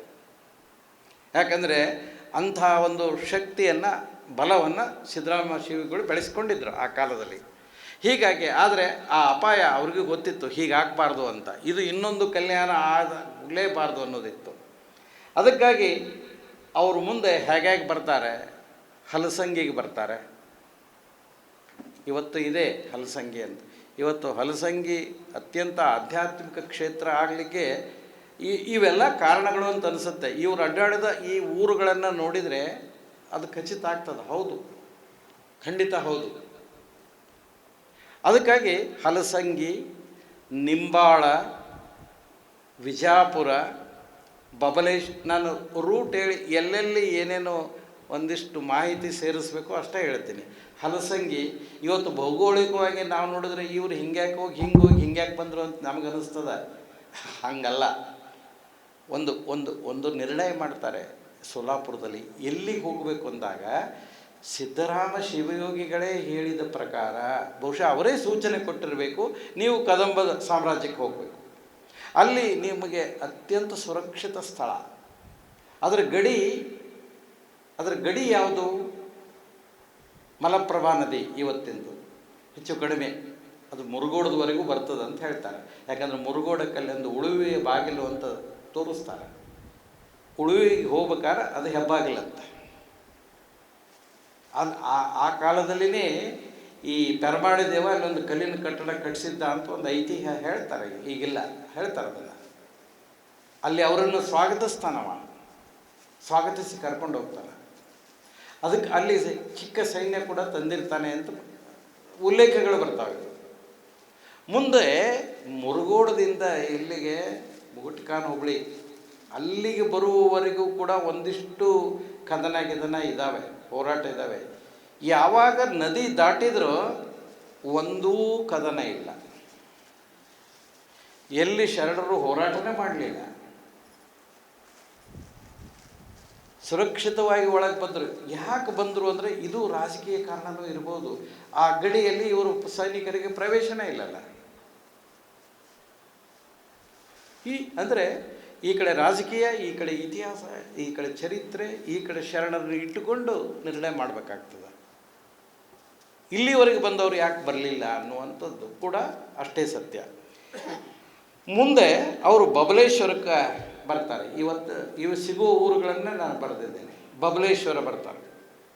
ಬಬಲೇಶ್ವರದಲ್ಲಿ ಇವತ್ತಿಗೂ ನಿಮಗೆ ಮಾಚಯ್ಯನ ಗುಂಡ ಅಂತ ಒಂದು ಸಣ್ಣ ತೋರಿಸ್ತಾರೆ, ಅದ ಇವತ್ತಿಗೂ ಕಾಣಿಸ್ತದೆ. ಅದರ ಹತ್ತಿರ ಕಾಕಂಡಿಕಿ ಅಂತ ಒಂದು ಬರ್ತದೆ ಹಳ್ಳಿ, ಸಣ್ಣ ಹಳ್ಳಿ. ಅಲ್ಲಿ ಒಂದು ಸಣ್ಣ ಚನ್ನಬಸವಣ್ಣನ ಗುಡಿ ಅಂತ ತೋರಿಸ್ತಾರೆ. ಏನು ಬಸವಣ್ಣನ ಗುಡಿ, ಚನ್ನಬಸವಣ್ಣನ ಗುಡಿ ಅಂದರೆ ಒಂದು ಈಶ್ವರಲಿಂಗ, ಒಂದು ಬಸವಣ್ಣ ಇಡೋದು ನಮ್ಮ ಪದ್ಧತಿ. ಅದನ್ನು ಕೆದಕ್ತಾ ಹೋದಾಗ ಅಲ್ಲಿ ಮುಂದೆ ಒಂದು ಹರಳಯ್ಯನ ಗುಂಡಿ ಇದೆ ನೋಡ್ರಿ ಅಂತ ಹೇಳಿದರು. ನಾವು ನೋಡಕ್ಕೆ ಹೋಗಿದ್ದೀವಿ. ಅದು ಹರಳಯ್ಯನ ಗುಂಡಿ ಅಂತ, ಅಥವಾ ಅದನ್ನು ಹರಳಯ್ಯನ ಚಿಲುಮೆ ಅಂತಲೂ ಕರೀತಾರೆ. ಅದು ಕಾಕಂಡಿಕೆಯಿಂದ ಒಂದು 5 ಕಿಲೋಮೀಟ್ರ್ ದೂರ. ಇವತ್ತು ಹೋಗಿ ನೋಡಿದರೆ ಇಂಥ ಬರಡು ಭೂಮಿ, ಈ ಶೆಕೆಯೊಳಗೆ ಹೋದ್ರಂತೂ ಸಾಧ್ಯವೇ ಇಲ್ಲ ನಮ್ಮ ಕಡೆ ಹೋಗಲಿ, ಅಷ್ಟು ಇದು. ಅಂಥದ್ರಲ್ಲಿ ಒಂದು ಚಿಲುಮೆ ಯಾವಾಗಲೂ ನೀರು ಬೀಳ್ತದೆ. ಈಗಲೂ ಕೂಡ ಐತಿ. ಅಲ್ಲೊಂದು ಈ ಕಲ್ಯಾಣ ಮಂಟಪ ಕಟ್ಟಿದ್ದಾರೆ. ಅಲ್ಲಿ ಅಕ್ಕ ಮಹಾದೇವಿ ಬಂದಿದ್ಲು ಅಂತ ಒಂದು ಐತಿಹ್ಯಕ್ಕಾಗಿ ಅಕ್ಕ ಮಹಾದೇವಿದೊಂದು ಸಣ್ಣ ಗುಡಿ, ಭಾಳ ಸಣ್ಣದು ಕಟ್ಟಿದ್ದಾರೆ. ಆ ಚಿಲುಮೆಗಳನ್ನು ಹೊಲಸು ಮಾಡ್ತಾರಂತ ಸುತ್ತಲೂ ಒಂದು ಅದಕ್ಕೊಂದು ರಕ್ಷಣೆ ಮಾಡಿದ್ದಾರೆ. ಹೀಗೆ 2-3 ಹೊಂಡಗಳಿದ್ದಾವೆ. ಅದು ತುಂಬಿ ಹರಿತಾವೆ. ಭಾಳ ವಿಚಿತ್ರ ಅಂದರೆ ಅಲ್ಲಿ ಎಲ್ಲೂ ನೀರೇ ಸಿಗುವುದಿಲ್ಲ ಸುತ್ತಲೂ. ಅಲ್ಲಿ ಹರಳಯ್ಯನವರು ಇದ್ದರು, ಆ ತಂಗಿದ ಸ್ಥಳ ಅಂತ ಹೇಳ್ತಾರೆ ಇವತ್ತಿಗೂ ಕೂಡ. ಹೀಗೆ ಈ ಶರಣಯಾತ್ರೆ ಹೀಗೆ ಬರುವಾಗ ಬರ್ತಾ ಇವರು ಎಲ್ಲರೂ ಹೆಂಗೆ ಹೊತ್ಕೊಂಡು ಬಂದರು. ಅಲ್ಲಿ ಬರ್ತದೆ, ಕೆಲವರು ಬರೀತಾರೆ ಗಾಡಿಗಳ ಮೇಲೆ ಎತ್ತಿನ ಗಾಡಿ ಇತ್ಯಾದಿ ಬರ್ತವೆ. ಎಲ್ಲರೂ ಹೊತ್ತುಕೊಂಡು ಬರಲಿಲ್ಲ. ಎಲ್ಲೆಲ್ಲಿ ತಂಗಿದ್ರು, ಯಾವ್ಯಾವ ಹಳ್ಳಿಗಳಲ್ಲಿ ಹೋಗಿದ್ರು, ಜನರ ಜೊತೆಗೆ ಬೆರೀತಿದ್ರು. ಯಾರು ನಿಜವಾಗಿ ಕೂಡ ಶಿವಯೋಗ ಅಥವಾ ಶರಣರು ಅಥವಾ ಭಕ್ತರು ಯಾರ್ಯಾರೋ ಅವರಿಗೆ ಅವರ ಅರಿವಿಗೆ ಬರ್ತಿತ್ತು, ಆ ಕಟ್ಟುಗಳನ್ನು ಅವ್ರ ಮನೆಯಲ್ಲಿ ಒಂದಿಷ್ಟು ಇಡ್ತಾ ಬಂದು ನಾವು ನೋಡಿದ್ದೀವಿ. ನಮ್ಮೂರಲ್ಲೇ ಸೌದತ್ತಿಯಲ್ಲಿನೇ ಒಂದು ಪ್ರಭುದೇವರ ಗದ್ದುಗೆ ಅಂತಿದೆ. ಪ್ರಭುದೇವರಲ್ಲಿ ಬಂದು ಹೋಗ್ಯಾರ ಅಂತ ಹೇಳ್ತಾರೆ. ಅದೇ ಭಾಳ ವಿಚಿತ್ರ ಅಂದರೆ ಅಲ್ಲಿ ಒಂದು 100 ವರ್ಷ ಮನೆ ಇರಬೇಕು, ಒಂದು ಓಣಿ. ಅದಕ್ಕೆ ಪ್ರಭುನವರ ಓಣಿ ಅಂತಲೇ ಇವತ್ತಿಗೂ ಕರೀತಾರೆ. ಇವತ್ತು ದಾಖಲೆಯೊಳಗಿದೆ. ಆ ಗದ್ದಿಗೆ ಇವತ್ತಿಗೂ ಮಾಡ್ಕೊಂಡಿದ್ದಾರೆ. ಇದೆ. ಭಾಳ ಹಿಂದೆ ಅಲ್ಲಿ ಒಂದು ಇಟ್ಟು ಪೂಜೆ ಮಾಡ್ತಿದ್ರು. ಹಿಂಗೊಂದು ಗ್ರಂಥ, ಅದನ್ನು ಅರಿವ್ಯಾಗ ಕಟ್ಟಿ ಪೂಜೆ ಮಾಡ್ತಿದ್ರು. ತೋರಿಸಿದ್ರೆ ತೋರಿಸ್ತಿದ್ದಿಲ್ಲ ಅವರು, ಮುಟ್ಟುವರೆದ್ರೆ ಇರ್ತಿದ್ರು, ತಾಳೆಗರಿದ್ದದು. ಆಮೇಲೆ ನಮಗೆ ಇಲ್ಲಿ ವಿದ್ಯಾರ್ಥಿಯಾಗಿದ್ದಾಗ ಸರ್ ಹಿಂಗೆ ಅಂದೆ, ಇಲ್ಲ ನೀ ಹೇಗಾಡಿದ್ರು ಮಾಡಿ ಅದನ್ನು ನೋಡು ಅಂತಂದರು. ಆಮೇಲೆ ಅದೇನೇನೋ ಪ್ರಯತ್ನ ಮಾಡಿ ನೋಡಿದರೆ ಅಲ್ಲಮ ಪ್ರಭುವಿನ ವಚನಗಳ ಕಟ್ಟವು ಆಲ್ರೆಡಿ ಮ್ಯಾಲಿನ 4 ಪೇಜ್ ನೀರು ಮತ್ತು ಭಸ್ಮ ಕುಂಕುಮ ಹಾಕಿ ಹಾಳಾಗಿದ್ದವು. ಆಮೇಲೆ ತೆಗೆದು, ಇಲ್ಲ ನಾನು ನೋಡಿ ನಿಮಗೆ ಕೊಡ್ತೀನಿ ಅಂತಂದು ಎಲ್ಲ ನೋಡಿದರೆ ಮುಂದೆ ಸ್ವಲ್ಪ ಇತ್ತಿದ್ರು ಮುಂದಿಂದು ಅಂದರು. ಇಲ್ರಿ, ನಾವು ನಮ್ಮ ಅಜ್ಜ ಅವರು ಇದ್ದಾಗ ಕಾಲದಾಗ ಹಂಚ್ಕೊಂಡ ಅಂದರೆ ನಾನು ಹರಿದು ಆ ಕಡೆ ಅರ್ಧ ಈ ಕಡೆ ಅರ್ಧ ಮಾಡ್ಕೊಂಡಿದ್ರು. ದೇವ್ರ ಆಸ್ತಿ ನಮಗೂ ಬೇಕು ಅಂತ. ಅದು ಅವ್ರ ಮನೆಗಿತ್ತು. ಅವ್ರ ಮನೆಗೆ ಹೋಗಿ ಕೇಳಿದ್ರೆ ಅದು 2 ಭಾಗ ಆಗಿತ್ತು. ಮತ್ತೆ ಇದು ನಮ್ಮ ವಚನಗಳ ಪರಿಸ್ಥಿತಿ. ನಿಮಗೆ ಅದರ ವಿಷಯ ಗೊತ್ತಿಲ್ಲ, ಆದರೆ ಅದು ಪೂಜ್ಯ ಭಾವನೆಯಿಂದ ಕಂಡಿದ್ರು. ಸುಮಾರು 4-5 ಭಾಗಗಳಲ್ಲಿತ್ತು. ಅದೆಲ್ಲವನ್ನು ಕೂಡಿಸಿದ್ದೀವಿ. ನಾವು ಹೇಳಿದ್ದೀವಿ ಇದನ್ನು ಪ್ರತಿ ಮಾಡಿ ನಿಮ್ಗೆ ಕೊಡ್ತೀವಿ, ನಾವೇನು ತಗೊಂಡೋಗೋದಿಲ್ಲ ಅಂತ. ಆಮೇಲೆ ಅದು ಪ್ರತಿನೂ ಆಯಿತು. ಸರ್ಗೆ ಆಲ್ರೆಡಿ ಅದೇ ಪ್ರತಿ ನಮ್ಮಲ್ಲಿ ಇತ್ತು, ಒಂದು ಕಡೆ ಸಂಗ್ರಹ ಆಗಿತ್ತು. ಆದರೂ ಕೂಡ ಇದರಲ್ಲಿ ಕೆಲವು ಪ್ರಯೋಗಗಳಿದ್ದಾವೆ ಅಂತ ಕೂಡ ಸರ್ ಅದನ್ನು ತಗೊಂಡ್ರು, ಕಲ್ಗೊಳಿಸಲಿದ್ದಾಗಿತ್ತು. ಅಂದರೆ ವಚನಗಳು ಹೇಗೆ ಉಳಿದುವು, ಹೇಗೆ ಉಳಿದುದು ಅಳಿದುವು, ಇದು ಕೂಡ ಮುಖ್ಯ. ಇನ್ನು ಕೆಲವರು ಇದನ್ನು ಇಟ್ಕೊಳ್ಳೋಕ್ಕಾಗೋದಿಲ್ಲ ಅಂಥೇಳಿ ಮಠಕ್ಕೆ ಭಾಳಷ್ಟು 3,000 ಮಠಕ್ಕೆ ಕೊಟ್ಟಿದ್ದಾರೆ. ಜಮಖಂಡಿಯಲ್ಲಿ ಒಂದು ಓಲೆ ಮಠ ಅಂತಿದೆ, ಇವತ್ತಿಗೂ ಓಲೆ ಮಠ ಅಂತ ಕರೀತಾರೆ. ಅಲ್ಲಿ ಓಲೆಗರಿಗಳು ಭಾಳ ಇತ್ತು, ರಕ್ಷಣೆ ಮಾಡಿಟ್ಟಿದ್ದಾರೆ. ಇವು ಎಲ್ಲಿಂದ ಬಂದು ಅಂದರೆ ಶರಣರು ಕೊಟ್ಟದ್ದು. ನಾವು ಈ ನಮ್ಮ ಬಸವ ಕಲ್ಯಾಣ ನಂತರ ಇಟ್ಟುಕೊಂಡು ಅಲ್ಲಿಂದ ಕೊಲ್ಲಾಪುರದವರೆಗೆ ಈ ಗಡಿ ಪ್ರದೇಶವನ್ನು ಒಂದು ವೀಕ್ಷಣೆ ಮಾಡಿದರೆ ಅದರ ಮೇಲೆ ಸುಮಾರು 30-35 ಒಂದು ಸಂಶೋಧನೆಗಳಾಗಿದ್ದಾವೆ. ಅಲ್ಲಿ ಎಲ್ಲ ಕಡೆಗಳಲ್ಲಿ ಊರಿಗೊಂದು ಸಿದ್ದೇಶ್ವರ ದೇವಾಲಯ, ಊರಿಗೊಂದು ಪ್ರಭುದೇವರ ಗದ್ದಿಗೆ. ಈಗ ಪ್ರಭುದೇವರ ಗದ್ದಿಗೆ ಗಣಪತಿ ಕುಂಡ್ರಿಸ್ಯಾರ, ಮತ್ತು ಬೇರೆ ನೋಡ್ಕೋತ ಹೋಗ್ರಿ ಎಲ್ಲೈತಿ ಗಣಪತಿ ಎಲ್ಲಿಟ್ಟಾರ್ರಿ, ಪ್ರಭುದೇವ್ರ ಗದ್ದಿಗೆ ಐತಲ್ರಿ ಅಲ್ಲಿಟ್ಟಾರ್ರಿ ಅಂತಾರೆ. ಆ ಹೆಸರು ಹೋಗಿಲ್ಲ. ಅದ್ರ ಮೇಲೆ PhD ಮಾಡಿದ್ದಾರೆ. ಅಲ್ಲಿ ಬೇಕಾದಷ್ಟು ಹಂಪಿ ವಿಶ್ವವಿದ್ಯಾಲಯದಿಂದ ಆಗಿದ್ದಾವೆ. ಅದರದ್ದೇನು ಎಂತೋ ಇತ್ಯಾದಿಗಳು. ಇದು ಶರಣರ ಮಾರ್ಗವನ್ನು ಇನ್ನೂ ಆಗಬೇಕು. ಅಲ್ಲಿ ಬೇಕಾದಷ್ಟು ಕಾರ್ಯಗಳಾಗಬೇಕು. ಆ ರೀತಿ ಒಂದು ಮಾರ್ಗ, ನಾನು ನಿಮ್ಗೆ ಸ್ಥೂಲ ಚಿತ್ರನ ಅಷ್ಟೇ ಕೊಡ್ತೇನೆ. ಒಂದು ಮಾರ್ಗ ಹೀಗೆ ಬರ್ತದೆ. ಬಬಲೇಶ್ವರ ಅಂದೆ, ಜಮಖಂಡಿ ಅಂದೆ, ಕಾಕಂಡಿಕಿ, ಅಲ್ಲಿಂದ ಗುಂಡಾಳ, ಅಲ್ಲಿಂದ ಯಾದವಾಡ, ಸತ್ತಿಗೇರಿ, ಯರಗಟ್ಟಿ, ಸೊಗಲ, ಇಲ್ಲಿಗೆ ಬಂದು ನಿಲ್ತು. ಇವೆಲ್ಲ ಊರುಗಳದಾವೆ. ಈಗ ಸದ್ಯ ನೀವು ಆ ಊರಿಗೆ ಹೋದ್ರೆ ಬಸವಣ್ಣನ ಗುಡಿ ಐತಿ, ಇಲ್ಲ ಚನ್ನಬಸವಣ್ಣನ ಗುಡಿ ಐತಿ. ಇವತ್ತಿಗೂ ಆ ಊರಿನ ಆರಾಧ್ಯ ದೈವಗಳು ಇವು. ಸೊಗಲಕ್ಕೆ ಬರ್ತಾರೆ. ಸೊಗಲ ಕ್ರಿಸ್ತ ಶಕ 875ರಲ್ಲಿ ರಟ್ಟ ರಾಜಧಾನಿಯಾಗಿ ಮೆರೆದ ಸ್ಥಳ. ನೀವು ನೋಡಿದ ಜಲಪಾತದ ಸೊಗಲ ಅದು ಒಂದು ಭಾಗ. ಎರಡನೇ ಜಲಪಾತ ಹತ್ತಿ ಮೇಲ್ಗಡೆ ಹೋಗಬೇಕು, ಕಾಡು ಬೆಟ್ಟ ಗುಡ್ಡ, ಅಲ್ಲಿ ಕೋಟೆ ಐತಿ, ನಾಶವಾಗಿದೆ. ಮತ್ತು ಬೇರೆ ಅಲ್ಲಿ ಆಳ್ವಿಕೆ ನಡೆದ ಸ್ಥಳ. ಇಲ್ಲಿ ಈಗಲೂ ಆ ಸೋಮೇಶ್ವರ ಗುಡಿಯ ಪಕ್ಕದಲ್ಲಿ ಒಂದು ಶಾಸನ ಅದ, ಅಲ್ಲೇ ಇಟ್ಟಾರ. 980ರ ಚಾಲುಕ್ಯ ಇಮ್ಮಡಿ ತೈಲಪನ ಶಾಸನ ಅದು ಆ ಸ್ಥಳಕ್ಕೆ ಬರ್ತಾರೆ. ಆ ಸೊಗಲದಲ್ಲಿ ಅವರು ಭಾಳಷ್ಟು ವಿಶ್ರಾಂತಿ ಪಡೀತಾರೆ. ಯಾಕಂದ್ರೆ ಅವತ್ತು ಕಾಲ್ನಡಿಗೆಯಿಂದಲೇ ಬರೋದು ಇವರೆಲ್ಲರೂ ನಮ್ಮ ಶರಣರು ಸಮಾಧಿಯಾದದ್ದು.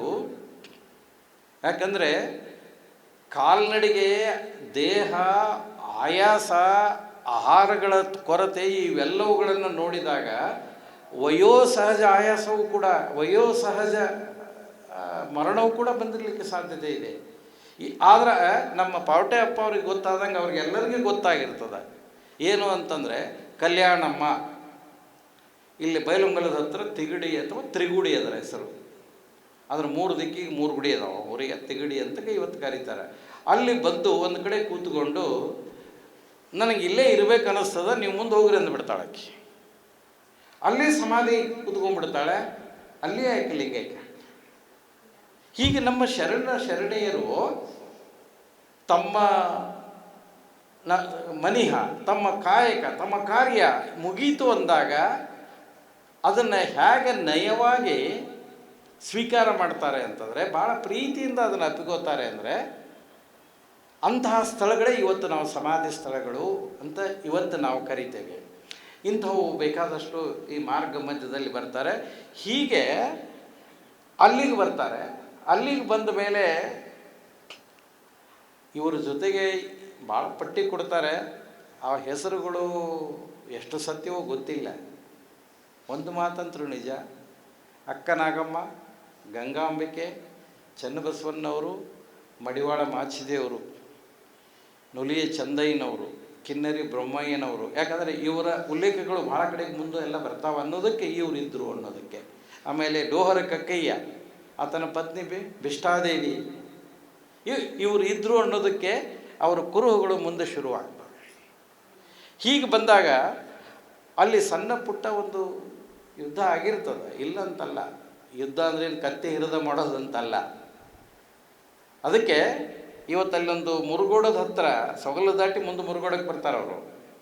ಆ ಮುರುಗೋಡಕ್ಕೆ ಬರೋದ್ರಲ್ಲಿನೇ ಈ ಗೋವೆ ಕದಂಬರ ಪೆರ್ಮಾಡಿ ದೇವನ ತಮ್ಮ ವಿಜಯಾದಿತ್ಯ ಅಂತ ಇರ್ತಾನೆ, ಅವ ಯುವರಾಜ.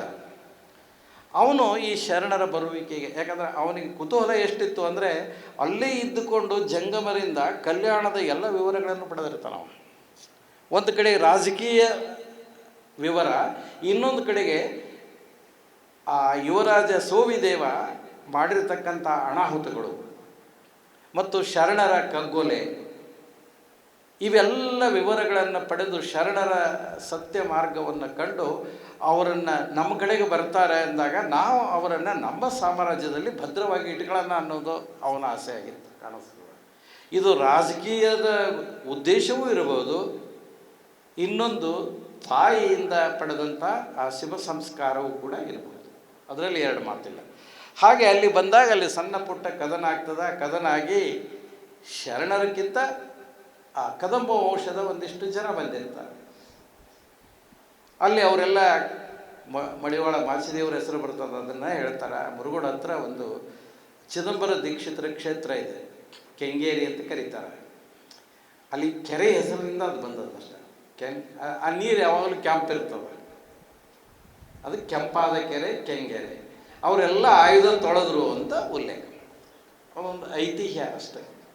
ಅಲ್ಲಿ ಸುಮಾರು ಜನ ಅಲ್ಲಿ ಯಾಕೆ ಉಳಿತಾರೆ ಅಂದರೆ ಇನ್ನೊಂದು ಟೀಮು ಅವ್ರಿಗೆ ಬರಬೇಕಾಗಿತ್ತು. ಇವರೆಲ್ಲ ಸೊಲ್ಲಾಪುರಕ್ಕೆ ಬಂದ ಮೇಲೆ ಸಾವಿರಾರು ಸಂಖ್ಯೆಯಲ್ಲಿ ಬಂದ್ರಲ್ಲ, ಇನ್ನು ಮುಂದೆ ನಾವು ಬಿಡಿ ಬಿಡಿಯಾಗಿ ಹೋಗೋಣ ಅಂತ 100ರ ಸಂಖ್ಯೆಯೊಳಗೆ ಹೋಗ್ಬೇಕು. ಭಾಳ ಜನ ಹೋಗಬಾರ್ದು. ನಾವು ಭಾಳ ಜನ ಹೋದರೆ ನಮಗೆ ಊಟ ಹಾಕೋರು ಯಾರು? ಸಣ್ಣ ಸಣ್ಣ ಗ್ರಾಮಗಳಿರ್ತವೆ, ತೊಂದರೆ ಆಗ್ತದೆ. ಬಿಡಿ ಬಿಡಿ ಬಿಡಿಯಾಗಿ ಹೋಗೋದು, ಭಾಳ ಬಿಡಿಯಾಗಿ. ಈಗ ನಾವು ಕಿತ್ತೂರಿಗೆ ಹೋಗ್ಬೇಕಾಗಿದ್ರೆ ಇಲ್ಲಿಂದ ಒಟ್ಟಿಗೆ ಹೋಗಂಗಿಲ್ಲ, ಒಂದಿಷ್ಟು ಜನ ನೇರವಾಗಿ ಹೋಗೋದು, ಒಂದಷ್ಟು ದಿನ ಸವದತ್ತಿ ಮಾರ್ಗದಿಂದ ಕಿತ್ತೂರಿಗೆ ಬರೋದು, ಇನ್ನೊಂದಷ್ಟು ಜನ ಹಳಿಯಾಳ ಮಾರ್ಗದಿಂದ ಬರೋದು. ಒಟ್ಟು ಒಂದು ಸ್ಥಳ ಹೇಳ್ತಿದ್ರು, ಅಲ್ಲಿ ಹಿಂಗೆ ಸುತ್ತ ಹೊಡ್ಕೊಂಡು ಬಂದು ಅಲ್ಲಿ ಕೂತು ಮುಂದಿನ ಮಾರ್ಗ. ಬಹುಶಃ ಈ ಒಂದು ಕಲ್ಪನೆಯೇ ನನಗೆ ಎದ್ದು ಕಾಣಿಸ್ತದೆ. ಅಲ್ಲಲ್ಲಿ ಇವರು ಯಾಕೆ ಈ ಕಡೆಯಿಂದ ಬಂದರು ಅಂತ. ಅದಕ್ಕಾಗಿ ಈ ಮಡಿವಾಳ ಮಾಚಿದೇವರು ಇನ್ನೊಂದು ಮಾರ್ಗದಿಂದ ಬಂದಿರ್ತಾರೆ. ಅವರು ಈಗ ನಾವೇನು ವೀರಭದ್ರನ ಕ್ಷೇತ್ರ ಗೊಡಚಿ ಅಂತ ಕರಿತೇವೆ ನೋಡ್ರಿ, ಆ ಕಡೆಯಿಂದ ಅವರು ಬಂದಿರ್ತಾರೆ, ಆ ಭಾಗದಿಂದ ಆ ಕಡೆ ಬರ್ತಾರೆ. ಅದಕ್ಕೆ ಕೆಲವೊಂದು ಐತಿಹ್ಯನೂ ಕೂಡ ಹೇಳ್ತಾರೆ. ಏನಂದರೆ ಇವತ್ತಿನ ವೀರಭದ್ರ ಅಲ್ಲವ, ಅವ ಮಡಿವಾಳ ಮಾಚಿದೇವನ ಮೂರ್ತಿನೇ. ಯಾಕಂದ್ರೆ ಅಲ್ಲಿ ಕದನ ಆಗಿ ಆತ ಅಲ್ಲಿ ಗಾಯಗೊಂಡು ಉರುಳಿ ಬಿಡ್ತಾನೆ. ಅವನನ್ನು ತಗೊಂಡು ಶರಣರೆಲ್ಲ ತಗೊಂಡು ಮುಂದೆ ಅಲ್ಲೇ ಹತ್ತಿರದಲ್ಲಿರ್ತಕ್ಕಂಥ ಕಾರಿಮನೆಗೆ ಬರ್ತಾರೆ. ಮುನವಳ್ಳಿ ದಾಟಿಕೊಂಡು ಸೊಗಲಕ್ಕೆ ಬರುವಾಗ ಅವೇ ಮಾರ್ಗ, ಇದೇ ಮಾರ್ಗ. ಅವ್ರನ್ನ ಸೇರ್ಬೇಕಾಗಿತ್ತು, ಅವರು ಮುರುಗೋಡಕ್ಕೆ ಸೇರೋದಂತ ಇರ್ತದೆ. ಇದು ಎಲ್ಲ ಶರಣರಿಗೆ ಗೊತ್ತಿದ್ದೇವೆ ಲೌಕಿಕವಾಗಿ ಅಂತ ಯೋಚನೆ ಮಾಡಿದರೆ ಮತ್ತೆ ನಮ್ಮ ದೃಷ್ಟಿ ಹೋಗೋದು ಸಿದ್ದರಾಮ ಶಿವಯೋಗಿ ಹತ್ರ. ಪಕ್ಕ ಒಂದು ನಕ್ಷೆ ಹಾಕಿ ಕೊಟ್ಟಿರ್ಬೇಕು ಅವರು, ನೀವು ಹಿಂಗೆ ಹೋದರೆ ಹೀಗಾಗ್ತದೆ. ಮತ್ತು ಅಲ್ಲಲ್ಲಿ ನಮ್ಮ ಶಿಷ್ಯ ಬಳಗದ ನಿಮ್ಮನ್ನು ಅವರು ಸಲಹುತ್ತಾರೆ, ಖಂಡಿತವಾಗಿ ಕೂಡ ಹೌದು. ಇದೆಲ್ಲ ಆಲೋಚನೆ ಮಾಡಿದಾಗ ಅಲ್ಲಿ ಗಾಯಗೊಳ್ತಾನೆ, ಅವರನ್ನು ತಗೊಂಡು ಈ ಕಡೆ ಬರ್ತಾರೆ. ಮುಂದೆ ಅಲ್ಲಿ ಕಾರಿಮನಿ ಅಂತ ಬರ್ತದೆ, ಈಗಲೂ ಅದು. ಅಲ್ಲಿ ಅವರು ಹಸು ನೀಗ್ತಾರೆ. ರಾಜವೈದ್ಯರು ಕೂಡ ಬಂದು ಅವರಿಗೆ ಸೇವೆ ಮಾಡ್ತಾರೆ ಅಂತ ಬರೀತಾರೆ ಕಥೆಯೊಳಗೆ. ಅದೇನೇ ಇರಲಿ, ಅಲ್ಲಿ ಒಂದು ಸಮಾಧಿ ಇದೆ ಈಗಲೂ ಕೂಡ ಕಾರಿಮನೆಯಲ್ಲಿ, ಇವತ್ತಿಗೂ ಆ ಸೊಗಲ ಹತ್ರ ಬರ್ತದೆ. ಅಲ್ಲಿ ಅವರು ದೇಹವನ್ನು ತ್ಯಾಗ ಮಾಡಿದರು. ಅವರು ಉಳಿದವರೆಲ್ಲ ಬಂದು ಮುರುಗೋಡಕ್ಕೆ ಸೇರಿದರು ಅಂತ ಬರ್ತದೆ ಈ ಒಂದು ಭಾಗದಿಂದ. ಈ ಮುರುಗೋಡ ಅನ್ನೋದಕ್ಕೆ ಒಂದು 7-8 ಕಡೆಗಳಿಂದ ಸೊಲ್ಲಾಪುರದಿಂದ ಹೊರಟಂಥದ್ದು ಏನಿದೆಯಲ್ಲ, ಕೆಲವರು ಆ ಕಡೆ ಮಂಗಳವೇಡ, ಪಂಢರಪುರ ಹಿಂಗೆ ಬರ್ತಾರೆ. ಕೆಲವರು ಸುತ್ತು ಅಂದರೆ 1000 ಜನ ಇದ್ದರೆ ಒಂದು ಕಡೆಗಳಲ್ಲಿ ಅದನ್ನು ಒಂದು 8-10 ಗುಂಪುಗಳನ್ನಾಗಿ ಮಾಡಿಬಿಟ್ಟುಬಿಡೋದು. ಎಲ್ಲರೂ ಕೂಡ ಅವರವ್ರ ಕಟ್ಟುಗಳನ್ನು ಅಲ್ಲಲ್ಲೇ ಕೊಡೋದು, ಯೋಗ್ಯರಾದವರಿಗೆ ಕಟ್ಟುಗಳನ್ನು ಕೊಡ್ತಾ ಕೊಡ್ತಾ ಕೊಡ್ತಾ ಕೊಡ್ತಾ ಬರೋದು. ಮತ್ತು ಎತ್ತಿನ ಗಾಡಿಯಲ್ಲಿ ತಮ್ಮ ನೇರ ಮಾರ್ಗ, ಈಗ ಮುರುಗೋಡು, ಸೊಲ್ಲಾಪುರದಿಂದ ಮುರುಗೋಡಕ್ಕೆ ಬಂದ ನಿಲ್ಲಬೇಕಾಗ ಬಂಡಿ. ಈ ಹಂತದಲ್ಲಿ ಇವೆಲ್ಲ ಭಾಳ ವೆಲ್ ಪ್ಲ್ಯಾನ್ ಅಂತ ಏನು ಹೇಳ್ತೀವಿ, ಆ ರೀತಿಯಿಂದ ನಡೆದದ್ದು. ಹೀಗಾಗಿ ಮುರುಗೋಡ ಏನಾಯಿತು ಅಂತಂದರೆ, ಉಳುವಿಗೆ ಹೋಗುವ ನೇರವಾದಂಥ ಒಂದು ದ್ವಾರ ಬಾಗಿಲು ಅನ್ನೋ ಅರ್ಥದಲ್ಲಿ ಎಲ್ಲರೂ ಬಂದು ಅಲ್ಲಿ ಸೇರಬೇಕು ಅಂತ ಮುಂದೆ ಬಂದವರು ಅಲ್ಲೇ ಕೂತ್ಕೋತಾರೆ ಅಂತ ಬರ್ತದೆ. ಅಲ್ಲಿ ಭಾಳ ಜನ ಭಾಳತ್ತು ಇದ್ರು ಅನ್ನೋದಕ್ಕೆ ದಾಖಲೆಗಳು ಕೂಡ ಇದ್ದಾವೆ. ಅಲ್ಲಿ ತೋರಿಸ್ತಾರೆ ಈಗಲೂ ಕೂಡ ಗುಹೆಗಳು, ಗವಿಗಳು. ಅಲ್ಲಿ ಒಂದು ಅದ್ಭುತವಾದ ಗವಿ ಇದೆ, ಈಗಲೂ ನೀವು ಹೋಗಿ ನೋಡ್ರಿ. ಒಂದು 2 ಕಿಲೋಮೀಟ್ರ್ ಅದ ಅಲ್ಲೇ ಮುರುಗೋಡದಿಂದ. ಅಲ್ಲಿ ಪ್ರಕೃತಿ ನಿರ್ಮಿತ ಗವಿ. ಹೀಗೆ ಮೇಲ್ಗಡೆ ನೋಡಿದರೆ, ಒಳಗಡೆ ಹೋಗಿ ಸ್ವಲ್ಪ ನೋಡಿದರೆ ಹೀಗೆ ಮೇಲೆ ಛತ್ ಬರ್ತದಲ್ಲ, ತಾರಸಿ ಅಂತ ನಾವೇನು ಹೇಳ್ತೇವೆ, ಅದು ಹೇಗದ ಅಂದರೆ ಬೆನಚುಕಲ್ಲು ಅದಾವ ಅಲ್ಲಿ. ನಿಮ್ಗೆ ಗೊತ್ತಿದೆ, ಬೆನಚುಕಲ್ಲು ಒಂದಕ್ಕೊಂದು ಹೆಣ್ಕೊಂಡವು. ಪ್ರಕೃತಿ ನಿರ್ಮಿತ, ಅದನ್ನೇನು ಮನುಷ್ಯರು ಕಟ್ಟಿದ್ದಲ್ಲ. ನಾವು ಮನೆಯೊಳಗೆ ಸ್ಲ್ಯಾಬ್ ಹಾಕಿಸುವಾಗ ಇಂಥ ಬೆನಚುಕಲ್ಲಿದ್ದರೆ ನಮ್ಮ ಇಂಜಿನಿಯರ್ ತೆಗೆದು ಒಗಿತಾರೆ ಅದನ್ನು. ಸೋರ್ತದ್ರಿ ಅಂತಾರೆ. ಯಾಕಂದ್ರೆ ಅದು ಹಿಡ್ಕೊಳ್ಳೋದಿಲ್ಲ, ಅದು ಸಿಮೆಂಟನ್ನು ಹಿಡಿಯೋದಿಲ್ಲ, ಜಾರ್ತದಂತ. ಅಲ್ಲಿ ಪೂರ್ತಿ ಬೆನಚುಕಲ್ಲೇ ಅದಾವಲ್ಲ. ನನಗೆ ಆಶ್ಚರ್ಯ ಆಯಿತು. ಒಬ್ಬ ಇಂಜಿನಿಯರ್ ನಮ್ಮ ಜೊತೆಗೆ, ನಮ್ಮ ಸ್ನೇಹಿತನ ಇದ್ದರು. ಏನೋ ಇದು ಅಂದೆ ಅಂತಂದು ಕೂಡಲೇ, ನೋಡು ಇಂಥವ್ಗೆ ನಮ್ಮ ಹತ್ರ ಉತ್ತರ ಇಲ್ಲ, ನೀ ಎಂಜಿನಿಯರ್ ಅಂತ ನಾನು ಕೇಳಬೇಡ ಅಂತ. ನಮ್ಮ ಎಂಜಿನಿಯರ್ ಇವತ್ತಿಂದ ಅಟ್ಟ ಹೇಳವ್ರು, ನಾವು ಕಲ್ಲು ಕಡಿ ಇವೆಲ್ಲ ಎಟ್ಟ ಹೇಳವ್ರು. ಹಿಂದಿಂದ ಕೇಳಿದ್ರೆ ನಮ್ಮ ಹತ್ರ ಏನೂ ಇಲ್ಲ, ನೀವೇ ಹೇಳ್ಬೇಕು ನಮಗೆ. ಅವ್ರಿಗೂ ಆ ಬೆನಚು ಕಲ್ಲು ಎಂದೂ ಗಟ್ಟಿ ದ್ರವವನ್ನು ಹಿಡ್ಕೊಳ್ಳೋದಿಲ್ಲ, ಅದು ಜಾರಿ ಹೋಗಿಬಿಡೋದು. ಮತ್ತು ಇದು ಹಿಡ್ಕೊಂಡೋದು ಅಂತ ಪ್ರಕೃತಿ ವಿಸ್ಮಯ. ಅಲ್ಲಿ ಇದ್ದರು ಅಂತ. ಅಲ್ಲಿ ಒಂದು ಸಣ್ಣ ಬಸವಣ್ಣ, ಒಂದು ಈಶ್ವರಲಿಂಗ, ಸಣ್ಣ ಗುಡಿ ಅದು. ಮುಂದೆ ಸಂಗೊಳ್ಳಿ ರಾಯಣ್ಣ ಅದರ ದೊಡ್ಡ ಒಂದು ನೆಲವೀಡು ಮಾಡ್ಕೋತಾನೆ. ಅಲ್ಲೆಲ್ಲ ಕಿತ್ತೂರಿನ ಹೋರಾಟಗಾರರು ಅಲ್ಲಿ ವಾಸ ಮಾಡ್ತಾರೆ ಆ ಸ್ಥಳದಲ್ಲಿ. ಆ ಸ್ಥಳ ಈಗಲೂ ಕೂಡ ನಮಗೆ ನೋಡಲಿಕ್ಕೆ ಸಿಗ್ತದೆ. ಅದರ ಪಕ್ಕದಲ್ಲಿ ತಲ್ಲೂರು ದೇಸಾಯರ ವಾಡ ಇದೆ, ಅಲ್ಲಿ ಸ್ವಲ್ಪ ಮುಂದಕ್ಕೆ. ಅಲ್ಲಿ ಕೂಡ ಶರಣರು ಅವರು ಇದಕ್ಕೆ ಬಂದಿದ್ದರು ಅಂತ ಅವರು ಕೂಡ ಒಂದು ಕತೆ ಹೇಳ್ತಾರೆ. ಯಾಕಂದರೆ ಆ ತಲ್ಲೂರು ವಾಡೆ ಹೆಂಗಿದೆ ಅಂದರೆ, 18ನೇ ಶತಮಾನದ ಪೂರ್ವದಲ್ಲಿ, 1700 ಚಿಲ್ಲರೆದಲ್ಲಿ ಹೆಣ್ಣುಮಕ್ಕಳು ಸಾಲಿ ತೆಗೆದಿದ್ದರು ಅವರು. ಇವತ್ತು ಆ ಹೆಣ್ಣುಮಕ್ಕಳು ಯಾರ್ಯಾರು ಕಲ್ತಾರೆ ಅಲ್ಲಿ ಫೋಟೋ ಹಾಕ್ಯಾರ. ಅವರು ಸ್ವಂತ ತಮ್ಮ ಮನೆಯೊಳಗೆ ಹೆಣ್ಣು ಮಕ್ಕಳ ಶಾಲೆ ಅಂತ ಬೋರ್ಡ್ ಹಾಕ್ಕೊಂಡಿದ್ರಂತೆ. ಅಂತಹ ಪುಣ್ಯಾತ್ಮರು ಅಲ್ಲಿ ಕೂಡ ಶರಣರು ಬಂದಿದ್ದರು, ತಂಗಿದ್ರು ಅಂತ ಹೇಳ್ತಾರೆ. ಹೀಗೆ ಈಗ ನಾನು ನೇರವಾಗಿ ವಿಷಯ ಮುರುಗೋಡಕ್ಕೆ ತರ್ತಾನೆ, ಯಾಕಂದರೆ ಭಾಳ ಮುಖ್ಯವಾದಂಥ ಸ್ಥಳ ಇದು. ಈ ಉಳುವಿಯ ಬಾಗಿಲು ಅಂತ ಇದನ್ನು ಕರೀತಾರಲ್ಲ, ಇಲ್ಲಿಂದ ಹೇಗೆ ಹೋಗಬೇಕು ಅಂತ ತೀರ್ಮಾನ ಮಾಡ್ತಾರೆ. ಅದಕ್ಕೆ 2 ಮಾರ್ಗ ಅಲ್ಲಿ ಮತ್ತೆ 2 ಟಿಸಲ್ ಹೊಡಿತದ. ಒಂದು ಹೊಸೂರು, ಈಗ ಇರುವ ಊರಿನ ಹೆಸರು ಬರ್ಕೊಂಡೇನೆ, ಹಳೇದು ಬಿಟ್ಟೇನೆ, ಮುರುಕಿಬಾವಿ, ಸಂಪಗಾವಿ, ಆಮೇಲೆ ತಿಗಡಿ, ಹುಣಸಿಕಟ್ಟಿ, ನಾಗಲಾಪುರ, ಕಾದರವಳ್ಳಿ, MK ಹುಬ್ಳಿ ಅಂದರೆ ಮಲಪ್ರಭಾ ನದಿ ದಂಡೆ, ಈ ಭಾಗ. ಇಲ್ಲಿ ಇನ್ನೊಂದು ನಿಮಗೆ ಹೇಳೋದು ಮರೆತೆ, ಸಂಪಗಾಮಿ ಗೋವೆ ಕದಂಬರ 2ನೇ ರಾಜಧಾನಿಯಾಗಿತ್ತು. ಇವತ್ತು ನಾವು ಬೈಲಹೊಂಗಲ್ ನೋಡ್ತೇವಲ್ಲ, ಸಂಪಗಾಮಿ ಉರ್ಜಿತ ಸ್ಥಿತಿಯೊಳಗಿದ್ದಾಗ ಬೈಲಹೊಂಗಲ ಊರೇ ಇರಲಿಲ್ಲ. ತಾಲೂಕು ಸ್ಥಳನೇ ಸಂಪಗಾಮ. ಅದು ಅಲ್ಲಿ ಕಲೆಕ್ಟರ್ ಆಫೀಸು ಅಲ್ಲೇ ಇತ್ತು, ಎಲ್ಲ ಅಲ್ಲೇ ಇತ್ತು. ಅದು ಇವತ್ತು ಬೈಲಹೊಂಗಲ್ ಬೆಳೆದಿದೆ, ಆ ಮತ್ತು ಬೇರೆ. ಆ ಸಂಪಗಾಮಿ ಕದಂಬ ವಂಶದ 2ನೇ ರಾಜಧಾನಿಯಾಗಿತ್ತು, ಆಯಿಕಟ್ಟಿನ ಸ್ಥಳ ಆಗಿತ್ತು. ಅಲ್ಲಿ ಸೈನ್ಯವನ್ನು ಅವರು ಇಟ್ಟಿದ್ರು ಅಂತ ಬರ್ತದೆ ಇತಿಹಾಸದಲ್ಲಿ ಬರುವ ದಾಖಲೆಗಳು. ಅಲ್ಲಿ ವಿಜಯಾದಿತ್ಯ ಉಸ್ತುವಾರಿ ಮಾಡ್ತಿರ್ತಾರೆ. ಅದಕ್ಕೆ ಸಂಪಗಾಮಿಗೆ ಬಂದು ಅಲ್ಲಿ ನಿಲ್ಲೋದು.